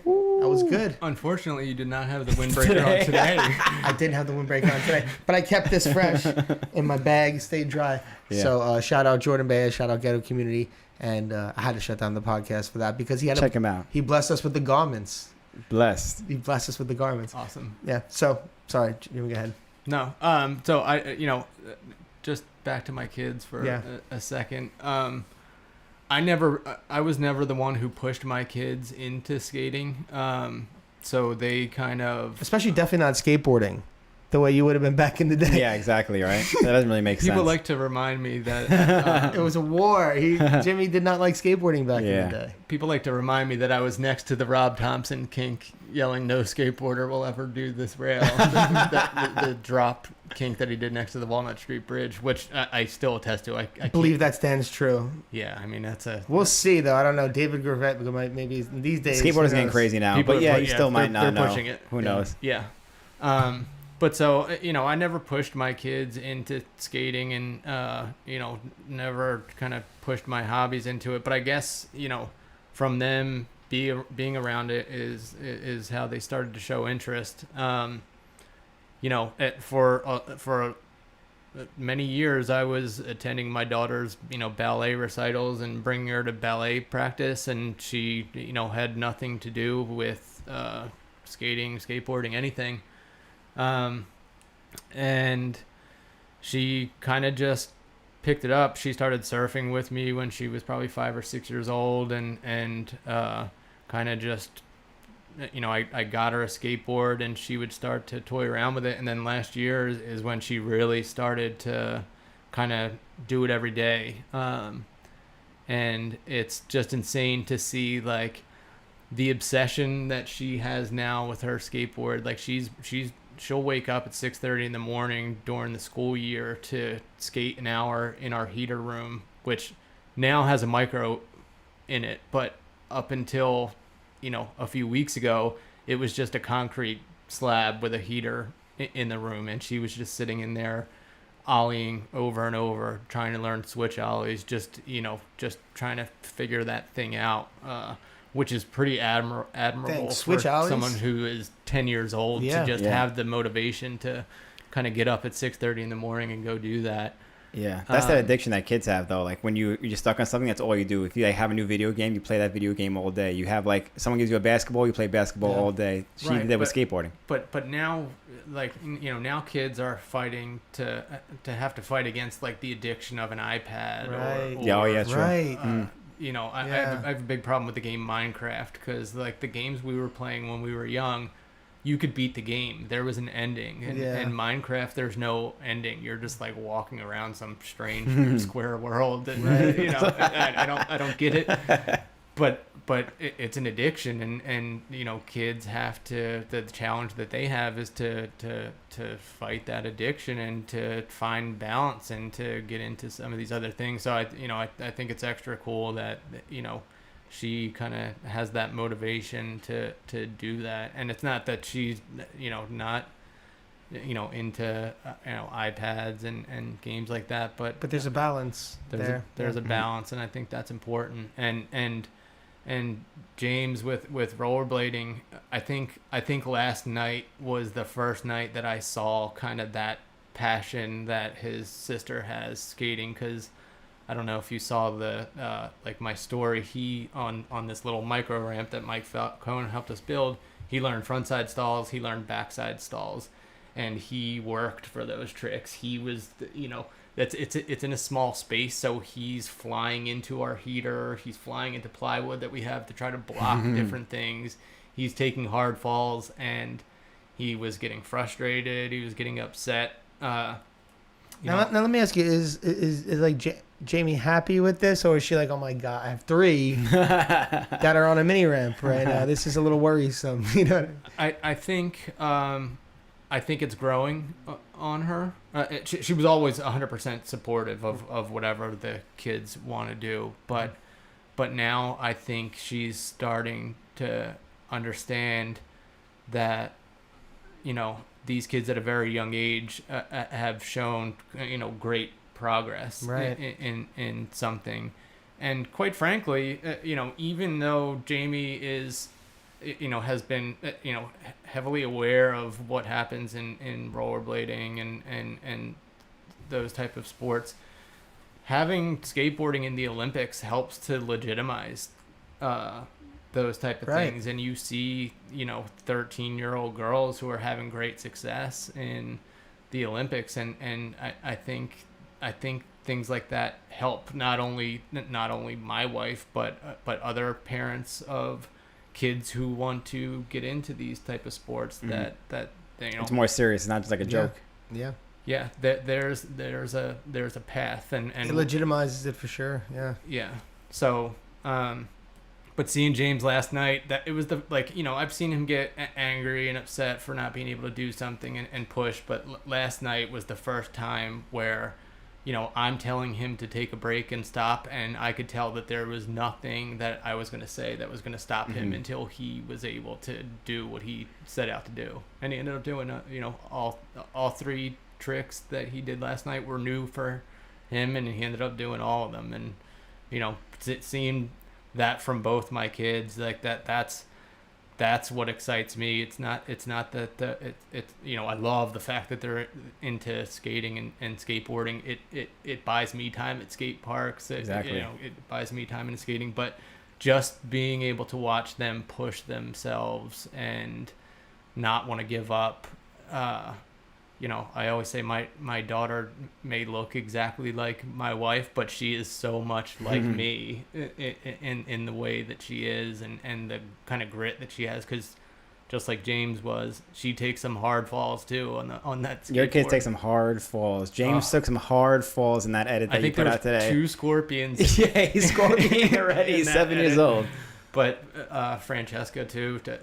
These kids take some really, really hard slams, but it's not stopping them, and that's awesome to see. Yeah, that's really cool, man. And that must be like like you said, they're so motivated, but there you are still like so motivated. What is it that gives you the motivation to continue to push? After all this time, being a father of 2, married your husband, you're working full time, and you're still pushing to get your 41 clip section. And where does it come from? What keeps you motivated? That's a great question, and I don't know that I know how to answer it. Like I said, there's been times, there's been times over the years where I have fallen in and out of skating, and my motivation has dwindled, or there's been times where it's completely sparked, and the last few years it's been completely sparked, and me getting a mini ramp helped me get out of that rut of doing the same thing all the time. So when I got a mini ramp and didn't know how to skate a mini ramp, I was determined to learn how to do it, and I didn't want to do the same tricks that I do on everything else. I wanted to learn how to skate a mini ramp, and I wanted to learn new tricks on it. And then I figured out I'm able to incorporate what I've learned on this thing to street skating. So our bullheadedness of anti-park probably ultimately held us back to what maybe our greatest potential was, but I'm taking what I'm learning there and incorporating it. So I without a doubt have a bigger trick vocabulary now than I did when I was 24. But as far as what keeps me motivated, I watch skating all the time. There's plenty of things that like spark my interest and get me excited to go skate, and having my kids at a skate park with me helps keep me motivated too. I don't want to just be loafing it around. Right. I want to, that to me, I want to play with your kids. At this point in time, it's been awesome going to a park with a rollerblader and a skateboarder, because the skateboarders respect that I'm now raising I'm a dad. And You're one of them almost. I'm Raising raising a skateboard child, and I don't see that a lot of that. Now you still see some of it, and you still hear comments, but when me and the kids go to a skate park, we 100% elevate the session that's going on. People are excited to see what happens. They're excited to see what James is doing. They're cheering him on. They're excited to see a tiny 10-year-old girl do some of the things that she's doing. That's so sick. They'll jump in. They'll give her pointers. And quite frankly, I want to contribute to the session too. So I go and I do my thing. So it's been a really cool experience. It's been kind of surreal that there was a day we were skating a park in Havertown, and I was like yelling at the kids that like we have to go. Like the kids didn't want to leave the park, and I had to like step back and say to myself like, did you ever think you were going to be at a skate park like begging your kids to leave? So you know, it's been really cool. It's cool to have that perspective on Yeah. on it. You have like the parent perspective, like we gotta go, and then be like, wow, like step back and be like, That's almost like people become police, Yeah. you know, and you're like have to kick. I've heard people like stories of people who become security guards and shit, and like I had to kick skaters out the other day. I felt so bad, and I was like, can you believe that you became that person?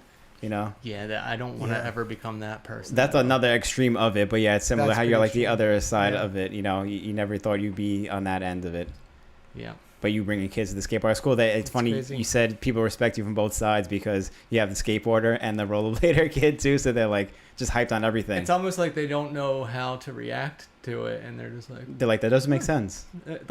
we were at a skate park, and you know, 9 times out of 10, me and James are the only 2 rollerbladers there, and it's all skateboarders. And Francesca board slid like some parking block that was set up right next to the skate park, and this dad skateboarder just like went by me and was just like, respect. Like, you know, he appreciated the fact you getting that- street cred through your 10-year-old, bro. Yeah, for real. That's dope. Man. You're like, yo, she rips on a skateboard. By the way, Yeah. that's super dope. Man. Yeah.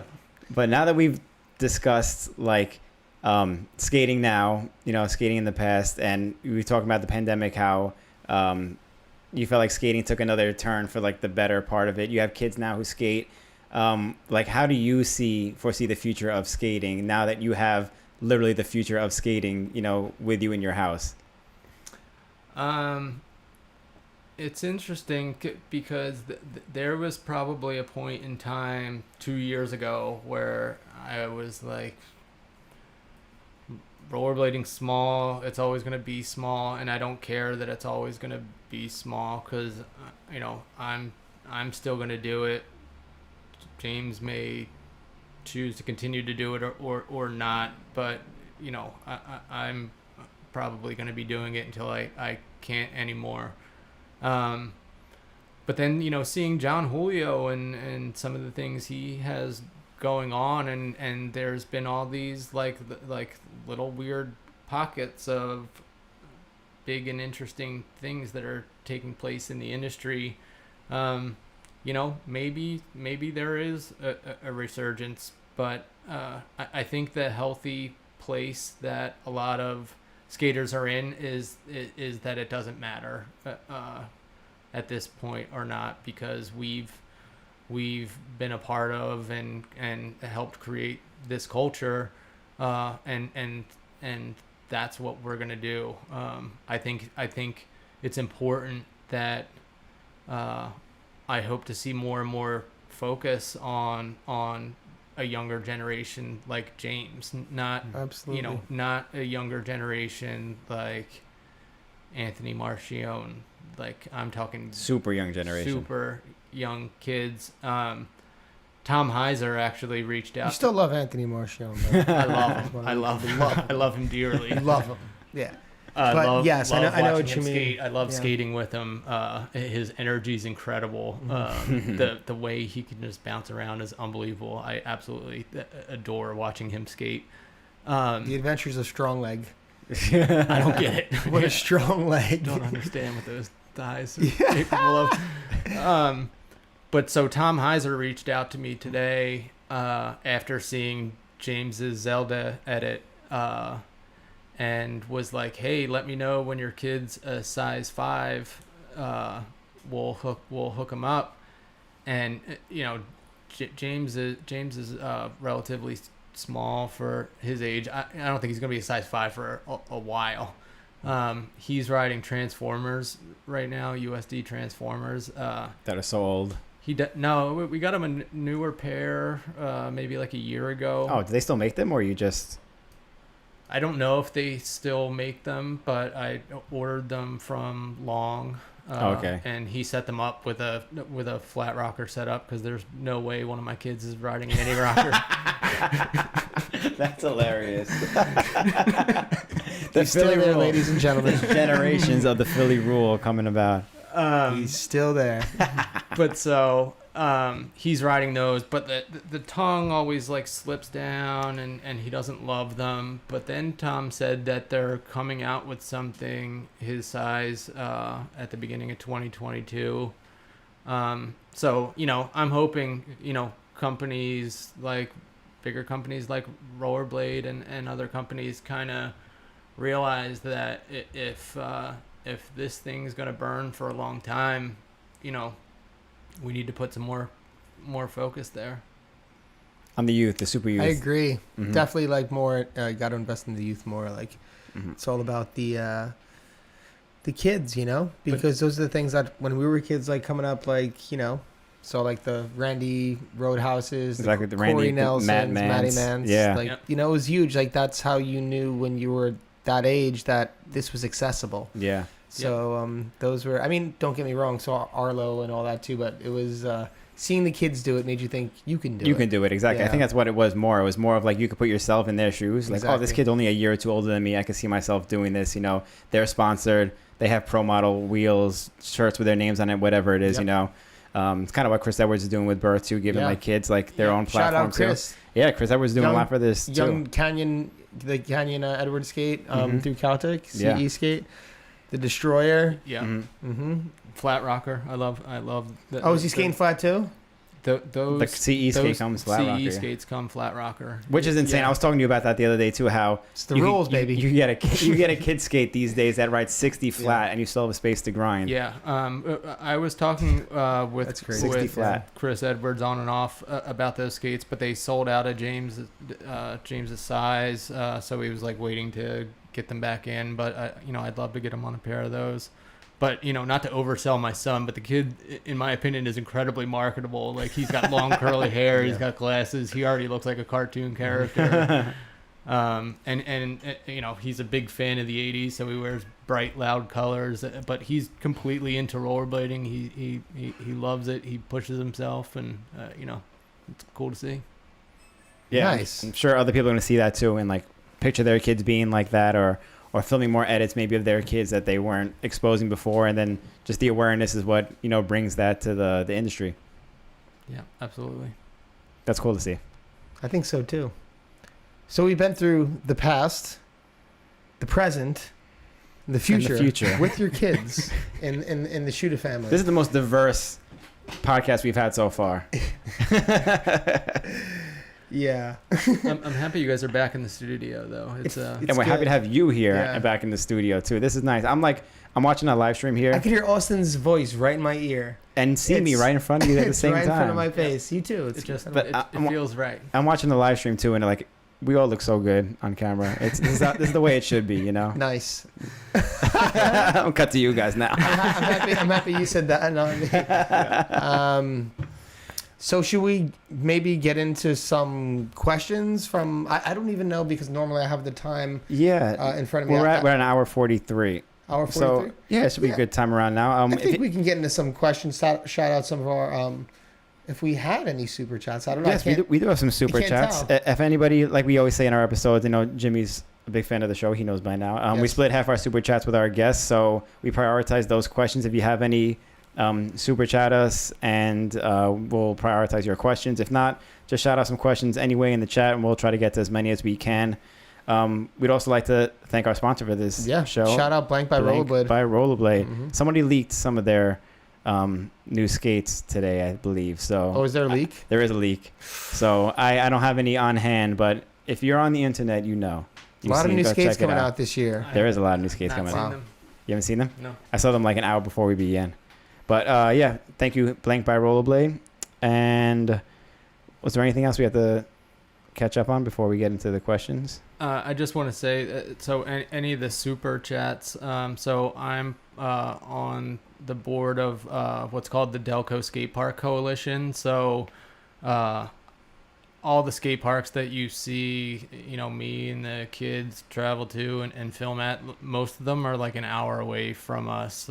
We're traveling quite a bit to do what we're doing. So I kind of teamed up with a group of, largely skateboarders and skate enthusiasts to get more skate parks built in the area that I live in and the surrounding communities. So we've been in touch with a lot of different townships and have been making a lot of progress to try to get some things done.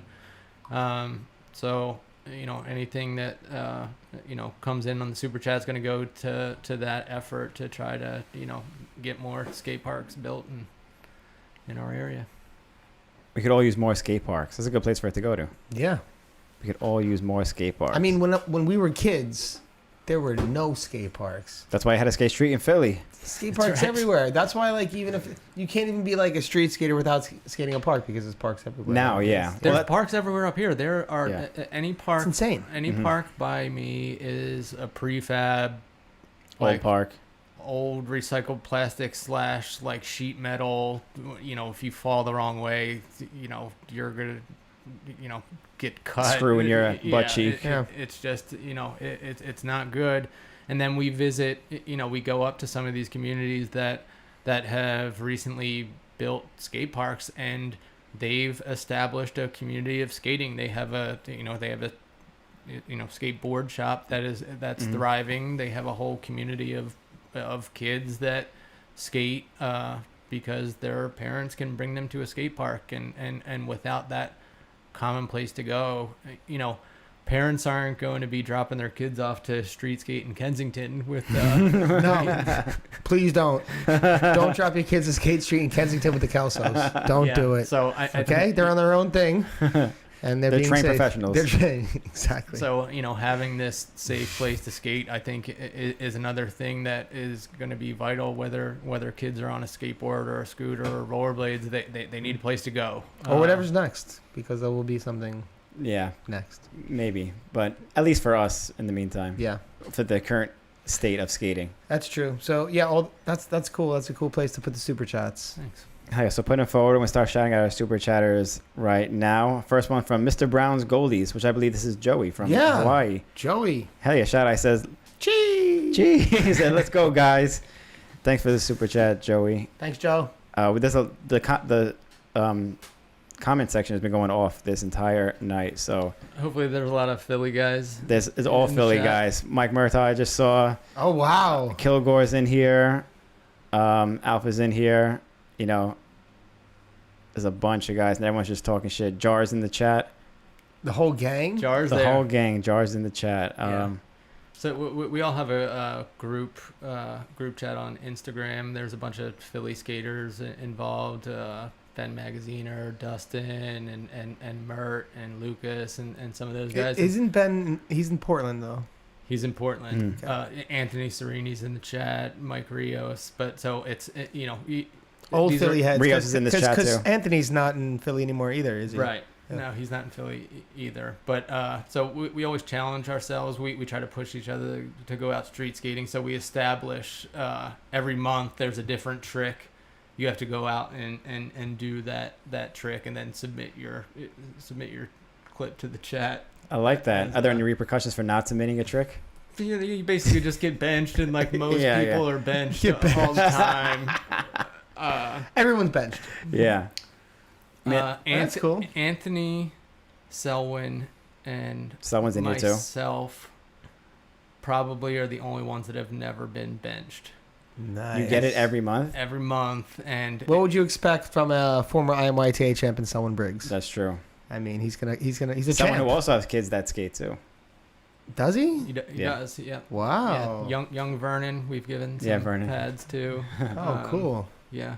Skate dads with skate kids. So So cool. Yeah, my friend, old school guys like Joe Quinn and Joey McCabe are in the chat, and we just, like I said, most people are benched most of the time, but it's like Joey McCabe is that Joey?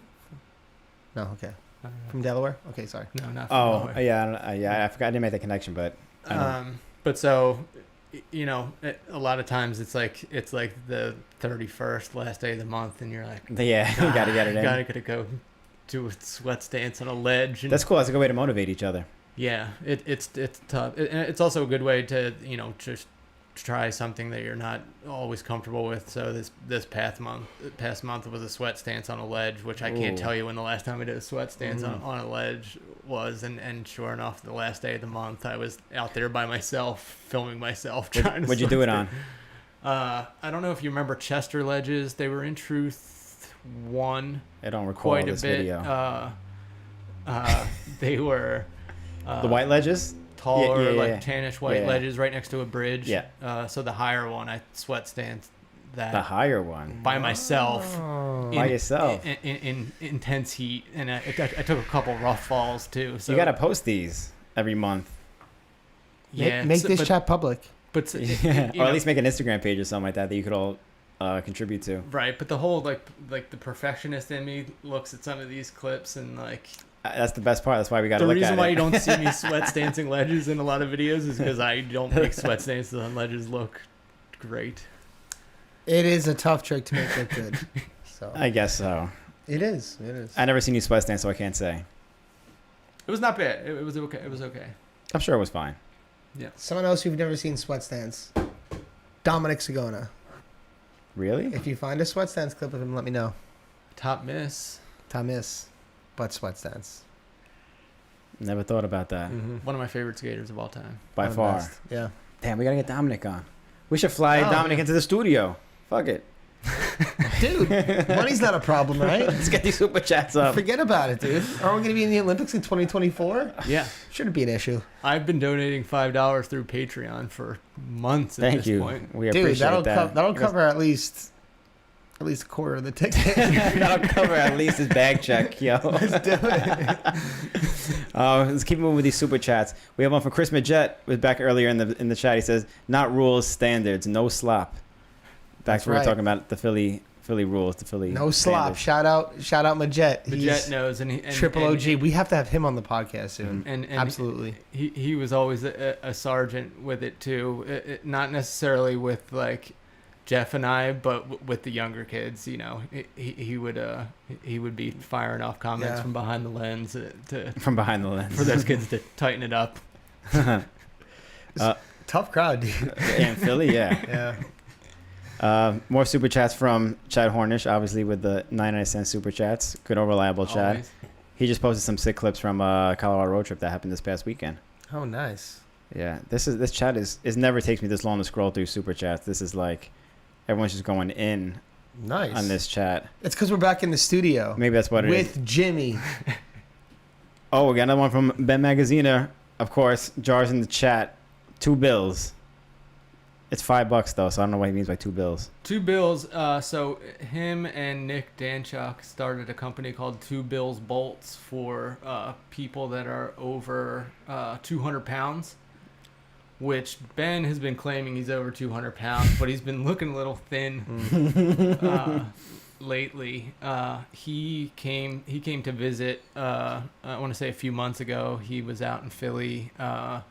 And we went out street skating, and I actually found something that I've been eyeing up for a while to skate, and I needed somebody to stand on something to stop it from moving in order for me to skate it, and Ben was the one who did that, and I was kind of flinging Ben up like a rag doll due to his light weight, so I'd like to question that $2 bills. Getting called out. Damn, Ben. Trying to rub $2 and you $1.80. However, Damn. I don't know. huge fan of Jar Chicken, though. If you haven't seen his Jar Chicken on his Instagram, I highly suggest you. What's his Instagram?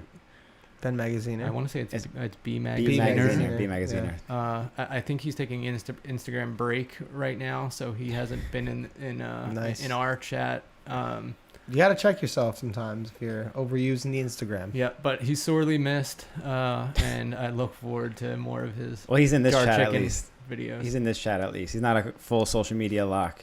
No, I'll still get texts from him here and there. He some just phone had a calls. podcast out not too long ago. It was great too. Yeah. Very good listen. Check that out. We have a super chat from NG Bender. It says Thai food soon, Jimmy. I Angie, I would love some Thai food. You know, I'm a huge fan of your cooking, and I love Thai food in general. So, Angie came over. Austin was there for one of the barbecues, and Angie whipped up some Thai food that was awesome. oh, it's so good. She's, her and the Lehigh Valley Bladers are always like super welcoming of me. It's really cool. They're a great crew, and Angie's always fun to skate with. No doubt. I love chicken satay. Who doesn't? I don't Who know. doesn't? Vegan people. Probably. Any kind of satay, yeah. Any kind of satay is good. But yeah, Thai food's like one of my favorites, and Angie definitely kills. I only had her cooking one time, but it was Same. delicious. Very good. Angie, I look forward to more of your cooking. Absolutely. Super chat from Smiley Juggles, who says, "Who are your favorite backyard ramp setups that you've seen?" I mean, Clark's is just ridiculous. Like that, I don't even know if that could be considered a backyard ramp setup at this point. That's my favorite one too. He's essentially, building a mini Woodward in Woodward, his backyard. I haven't skated it yet, but the down ledges look very appealing. That he modeled those after this old skate park in Maryland called Spicy. There was Spicy. That's Yeah. right. So he modeled and the ledges at Spicy had essentially no approach. It was like a 4-foot approach to them. They were And hard Clark to skate. still killed them. Killed them. Killed them. I don't remember this Spicy. It was like these white ramps in Baltimore. Like they're perfect down Ledges. rails. Yeah. Clark Kirkman did like 360 porn star TTP. Like Yeah, he killed all that. Steve Jones, Mike Knowles, Mike Wilkinson, all those Knowles. guys. Like I think actually the 540 True Top Soul in the Bruno Low section in Standfast was at Spicy. Yeah, Oh, was that's it correct. the one on the mini ramp? Yeah, Oh, that's the shit. famous. Yeah, 5 we were True just Top talking Soul. about that Oh recently. shit! Yeah, that was Spicy. It's all connected now, baby. Yeah. Oh It's shit! full circle, baby. And that was like one of the first one of those I think recorded. I mean, Yeah. at least in a video. It's probably the best one too. Standfast, probably one of the best ones as well. Yeah. Like 99, 2000. Yeah. Yeah. But so it's And it's the mini ramp is modeled after Morton Mini Woodward, Morton Mini, which is like the best mini ramp ever. Also, I wouldn't know because, like I said, never I would go to Woodward and I would find anything Said street, I wouldn't know. related that I could skate by Morton Yeah. Mini, and be like, no. I heard it was a great mini. It was the best mini ever. Jimmy would walk past the mini ramp and flip it off. Yeah, I was about to say. Walk over Spin to on it. walk over to the down ledge. Like If he saw you talk skating, crap if he to, saw you like- skating Cloud 9, he wouldn't talk to you. Yeah. He's dead to him. But it's got to be Clark's because the setup has street elements. It has transition. What's it called? The compound, right? Yeah, the compound. If I went to like Schmitty's ramping camp, I would probably have a tough time. Same. Finding something that I could like really enjoy skating in and skate well. But Clark's, there's definitely some stuff that I keep eyeing up, and Can we make a trip to Clark's? Because I've been trying to go there for a minute. I'd love to go. Every time he has an event, there always has something to do on the weekends. But I still want to make some sort of effort to make a trip down there. He always invites me to, and I'm just like, we got to go. Right? Yeah. He always invites me too. He's very welcoming, and so I'd almost rather go for a non-event. I have. Yeah, never well, that's dated. what I'm saying. Just- Well, you live in California no one's now. invited You me. live in California. Clark, can Billy come over and play? Please. if I have a +1, it can be. Yeah. Is there a +1 invite only? I'll bring my girlfriend. You could bring Billy. Right. Okay, perfect. Nice. Super chat from Dustin Rasick. We got more Philly in the house. Any favorite tricks that you've done that may or may not have been immediately deleted? Dustin loves to just stab daggers into my heart.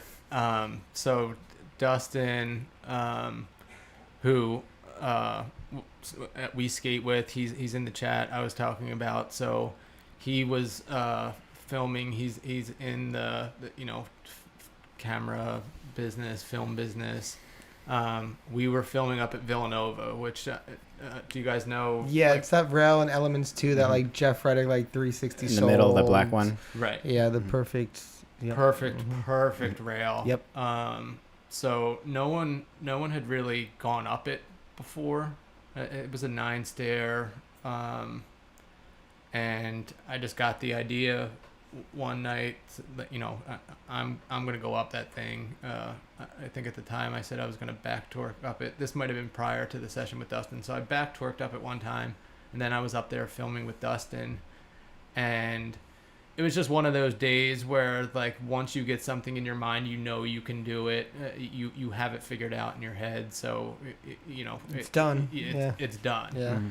So we went up and we started filming, and I Macchio'd up it and just like blasted a 180 off the end. This thing could have been, 8 feet longer, and then I still would have been going up it. So it flew up Macchio, blasted off of it, and then I top sold up it, which at the time I had never really top sold up a rail. I was always doing like back torques or Macchios. Right. And like I said, I figured out in my head, I was like, I could definitely top sole up this thing. And again, top sold, blasted off the top of it. Wow. Drew Amato was there taking pictures. He took a picture of me doing it. On the ride back from Villanova, Dustin was looking through the clips, and I just hear him go, "Oh shit!" And I'm like barely paying attention to him. He reformatted his memory card. Jeez. Clips gone. Drew Amato never came out of the woodwork with the picture. No way. So it never happened. No. It never. It never happened. It never happened. At that point, it never happened. Okay. It never happened. And now, the 9 stair's not there anymore. Oh shit! It's And gone. there's no way to ever.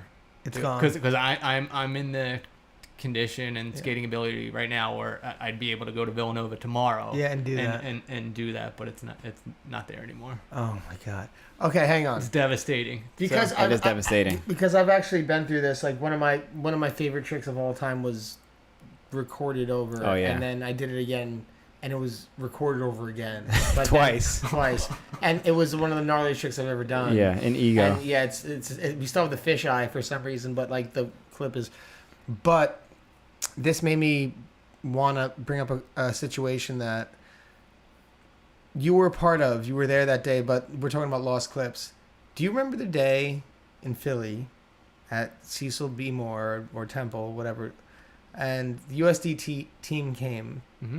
and it was like, Dominic, you were skating that high ledge, the super high one, like just The backbreaker. Yep. ripping the backbreaker. Yep. You were just killing it. Dustin Latimer. Dustin Latimer and Sean Kelso skating there was like, this is, I try to explain this situation to people, and it's just so hard to explain, but I've heard this too. it's the down rail at the back, like where Jimmy gapped out to Soul out to the floor. Mhm. But before that, there's a stair set, and there was a police barrier in front of the rail, and they literally put 2 2x4s from the top stairs of the thing to the top of the police barrier that went to the rail. So it would be 1 foot rolling on each 2x4, They essentially and it was created bending a as, makeshift bridge with 2x4s. and it was 1 foot per 2x4 because it's a skate each. Yeah. And it was bending as they were rolling to it to skating down this down rail. It was one of the most epic sessions I've ever seen, and there is no footage of it. I was 16 years old with Franco. It was on a Wednesday. We left after high school. It was something like something ridiculous because they're going to be there. Yeah. Is And that true that there's no footage of it? Because where is the footage of that? I feel, Show us. I feel like Dustin Latimer, because There is no footage of it. It thing was one of the most insane. that thing was impossible. There's no way. It was not to possible. Skate that. It was one of the highest level of skating I've ever seen, and there's nothing. Who was filming that day? Joe Nevrin, his camera was dead or something, right? I feel like the Dustin Latimer did the roll to Soyal. Soyal, correct? yes. I feel like that's in a video. And Sean did like I was saying that's a pretty roll good to memory back if it wasn't. torque. I don't think it's not. Where's Colin Kelso? It's nowhere. Yeah, his knowledge. It's nowhere, dude. So if you guys ever, Come if across this. anyone knows anything about but this, Sean front torqued it. back torque. Back torqued it. Yeah. Because it would have been on that side. Yep. I feel like that's in a video too. Him and DL were skating it, and it was like Sean was just skating it with DL. I was just like kicking back. So like, yeah. this was Hold not. on. I might have the answer right now. So this was not lost footage of you. This is lost footage. No, of it's not of me. Sean and, No, it's not and me. Dustin. I mean, I've had. Chris Midget just texted me. He says, we have the tapes of Latimer doing the Soyal and the torque. Okay, we got to bring. Okay, the Jet's got to be on an upcoming episode. Look at this technology right now. I just literally got the answer in like 30 seconds. Insane though, but Yeah. I think Joe Navrin's clip was like his camera was dead, or whatever reason, because these guys showed up to Philly like hungover, So my Jets got smoking it. cigarettes out of the car, That- and we were like, "Damn, these guys are so fucking cool." They're fucking. Excuse my French. We got the kids watching, but these guys are so cool and ripped. We also, speaking along those lines, we also have a super chat from Surfblader, Michael Keeney. Thank you, Keeney, bruh. Michael Keeney. I don't know if he has an answer to that because he was involved. Gee. No, I don't know. Okay, this wasn't the USD tour time. This is something separate from that, right? I know exactly when you're talking about. I don't know what the specific tour was, but I just wanted to bring that up because that's been like a Well- mystery to me in skating, and I know you were there ripping that day. that jump out to Seoul to then drop down to the bottom that you talked about, I thought would have been the scariest thing you could do at that spot, because that was probably Right. the biggest stunt that No, that I've was nuts. ever done. Riding on those 2x4s is crazier than that. That's an insane setup. No, it's just because the 2x4s were moving, like they weren't like bolted Yeah, in, they're 2x4s. and they were bending with each foot, and they were 2 foot like. You could probably roll a 2x4 with one Yeah. foot, you know. Right, Yeah, like if you barely. could focus on one side. Yeah. Barely, yeah. No. And both were bending to like this. Majet said it was in a Jobber video. Maybe. That's where Okay, you seen it? see, this is messed up. Like we need. The Majet, world is needs this to see Jobber it. video online anywhere? Can we see this? Billy's been talking about this for a long time. Okay, we need to drop this right now. Let's continue. Let's get back to the super chats because I know we're going over 2 hours right now. We got another one from Ben Magaziner. It says, paying for my name to drop as long as none of this goes to Austin. Jars up. GFY. What a bum. And also we have a super chat from Tree Rudolph. No question, just showing some support and love. Thank you, Tree. Thank you, Chi. We have another super chat from Chris Majet who says, triple beans, triple Ben's amount. Just don't mention Ben. No credit. See, the Philly guys just going off right now. Yeah. Oh, we have a bunch of other super chats too, actually. Joshua Hillel says, can you talk a bit about what led you to skate such tall ledge and becoming so confident on them? That's one aspect of your skating that always caught me. Iconic. I can't say what drew me to that type of skating, but I think anybody who has, anyone who has skated at all, is that you find what works for you, and you do that. You find your own niche, and you find a different way of approaching things, and there wasn't a whole lot of people skating really high ledges, skating up rails. I bet ability has something to do with it too. The fact that like you can skate things that high. Like I remember the ledge you were skating in Philly that day. I think I tried a couple times to get on that. I was like, I can't get on this fucking thing. Yeah. What the hell am I gonna do? Like, yeah. And it was you and Dominic skating it. Dominic was skating it? He was barely able to get on. He was like Little top guy, soling too. it, but barely getting on it. Jimmy was like getting on it and like 360ing off. Like Yeah. it was. Yeah, it's nothing for Jimmy. Yeah. And I'm not very tall, so it's not like Yeah. I don't know where that comes from, and it's not something I've like trained to do or aspired to do.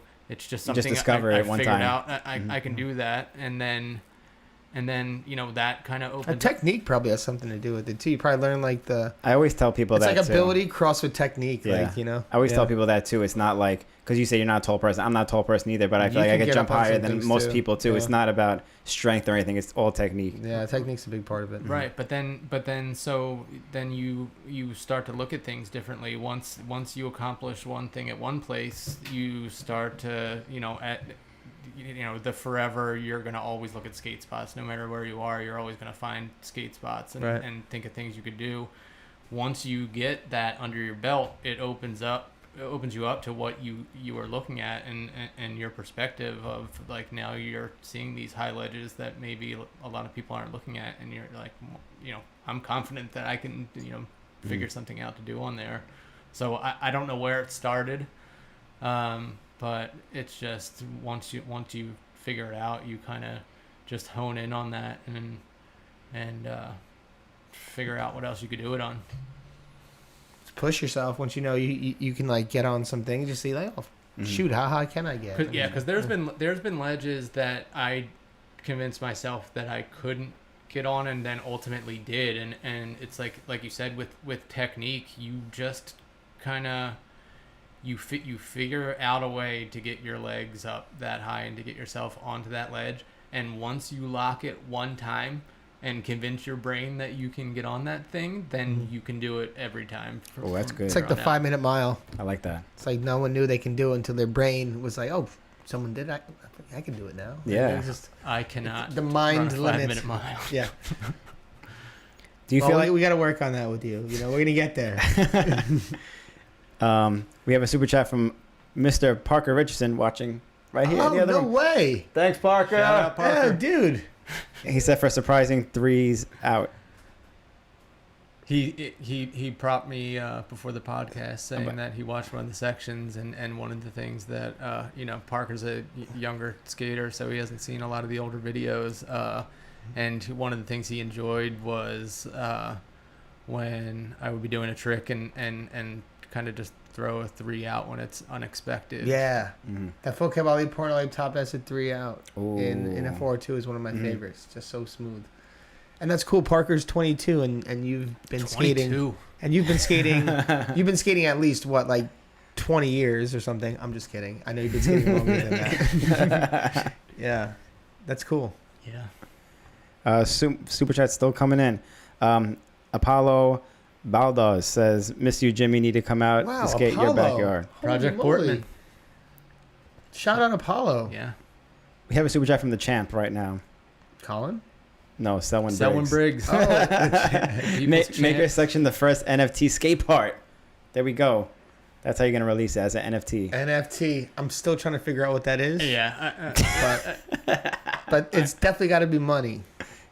I know that. Yeah, I understand what I he's wish I talking could about, explain. but I don't understand what that is at It's a all. non-fungible token. Yeah, but I still don't get it either. It's kind of like crypto. I still don't understand that shit, even though I just buy it and it makes money. And If anyone can explain, Austin's like, listen, I just buy it and makes money. but I still don't understand how I just this do shit what I works. do. I just know how this shit works. Same with NFTs. I don't know how this shit works. I Yeah. can't explain to anybody. But no, the section will be free. You won't have to buy it in cryptocurrency. Do it this. Jimmy only accepts Bitcoin. Make for it this free. section. Make it free. But make it, if people like the section, they can donate, and then that money you put to the skate park initiative that you like. I So like it. if someone says, "Oh, I love this part," $5, boom, goes to the skate park. I'd like it. I don't know how to do that, so All right, we could talk to Austin's the technical guy. right, yeah. So we'll talk to Austin because he could figure all this stuff out. right, He's the brains. yeah. Yeah. So that was one of the reasons I wanted to talk about today, because I Figure out what want to to hear do. I want to hear people's ideas of I'm sitting on a bunch of stuff and I don't know what to do with it. So Leave your ideas in the comment section. Exactly. yeah, Yeah. Let us know what you think. Jimmy should do with his part. Exactly. yeah. You don't have How to would you super like to chat it. view We it? don't have to figure it out tonight. I mean, you could super chat it if you want, but Yeah. just let us know so Jimmy can know what to do with his. Where would you like to see a section? Yeah. Let us know in the comments below. Would you like to see it on Instagram? I mean, it's It's easy. I Just know. no. We want to see the views, so we got to put it on YouTube at least. Yes, at least that. Yeah, at least. I think we're good with the questions because there's so much talking going on, but I think we got a lot with the super chats. Yeah. Well, I think we got a lot of questions too. Yeah. Jimmy, do you? First of all, thank you for coming up and making the time today. This has been a splendid time. It's been an incredible time. What a way to spend your Tuesday evening. Tuesday, right? I would have guessed Monday, It's but Tuesday. yeah. Is it Monday? No, it's Tuesday. Okay, cool. I got that right. Well, I hope you enjoyed the pizza. It was great Courtesy being of here. COVID. Courtesy Blader. of COVID Blader. Thank you Shout so out. much. Greatest meme page in blading. Makes me laugh all Yeah. the time. Don't meme us, please. Please don't meme us. We gotta have Please, we love you. Don't kill We're us. huge fans. I always have wanted. Huge fan. I'm a very huge fan. I always wanted to do a contest where, like, we have like a Jump Street contest, but you have to make the best Jump Street meme out of us, out of either an episode or a You're post or inviting something. it, Like then. I am invited. I would be. Well, this isn't happening right now. I'm just saying. I always Okay. thought the idea in my head to be fun to like poke fun at ourselves and kind of just Yeah. have a little fun with the show. Well, Okay, you're not into COVID, it. COVID Blader, just know that that's Austin saying that, and that me and Billy are not want to invite ourselves into That's that right. category. That's right. I'm very scared. I'm very sensitive to The internet is a harsh to place criticism. these days. Oh man, The internet is a harsh place these days. listen. Please don't attack me. I'm very sensitive. I have a frail, fragile ego. Ooh, Alf said premiered on Jump Street YouTube Live. There we go. Woo. Let's talk about it. Let's do it. Well, Jimmy, thank you so much for taking the time out to come up here. Do you have any parting words of wisdom to instill upon the future of skating, the young kids who were your children's age, or even the old guys? I don't know, anyone, the community at large. Mm-hmm. Like I said, I just, always appreciate what you guys are doing. I think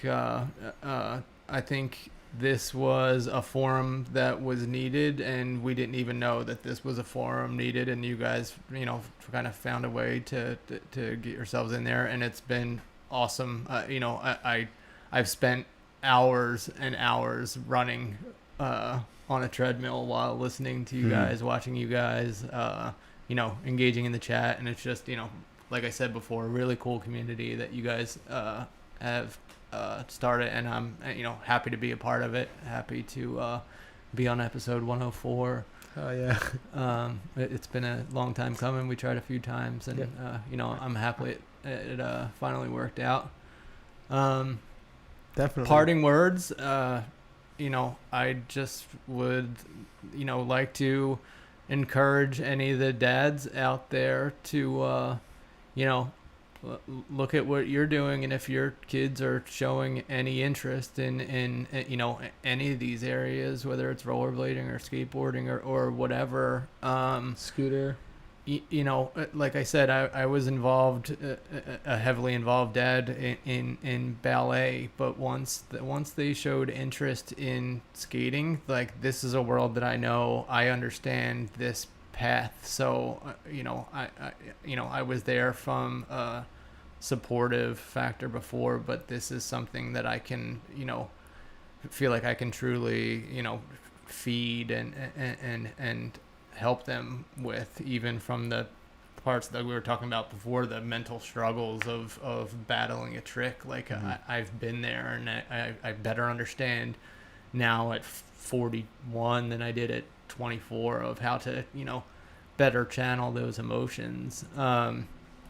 So I just want to push all the dads to, if your kids are showing interest, get them involved. That's what's gonna keep this thing going for years to come. And moms and moms, absolutely. Parents. Just take care of yourselves. We're all pushing. You guys are in your 30s. I'm in my 40s, and the Feel fine. Just kidding. Just kidding. I feel like shit. Back's killing me. The only way, at least for me, to be able to do it, on the level that I'm doing it at, is to take care of myself, and these are things that I largely ignored growing up, and That's a fact. it may take you the same lesson learned to get to the point where I was at, but hopefully you can find a healthier approach that I've found, because it's been incredibly rewarding, and much more rewarding than a hangover on Saturday morning. And take care of it now, because you're gonna have to take care of it one day. So the sooner you start, the better it's gonna be. Absolutely. Jimmy, you're the man. Thank you so much for coming. Everybody, all 100 of you in the chat right now, hit the thumbs up button. Please, we hit the like appreciate button. all the love. Follow, support. You guys are doing plenty in the chats right now. Just hit the like button, please, if you can. Be a part of our Patreon community. Be a part of our Patreon community. After this, speaking of which, right after this, we're going to do more videos with Jimmy for the Patreon. We're not letting him go. We're not letting him go. He's got home late tonight. You're staying with us. He's going to have a long drive home tonight. You're staying with us. We're going to watch some sections of yours, Forward 2, Apprehensions, Denial, maybe, something like that. So that's going to be on our Patreon page. So, yeah. And you have an Inside Out coming as well. Inside Out with my True Topsoul. I had a True Topsoul. So that's going up tomorrow also on our Patreon page. So stay tuned for all that. Thank you all for watching. Thanks again to Blank by Rollerblade for sponsoring this episode. Absolutely. Jimmy, thank you so much. This has been amazing. Love Long you guys. time coming. Absolute pleasure. Love you too, man. Love you too, Jen. We'll see you all in the next one. Peace. Sweet.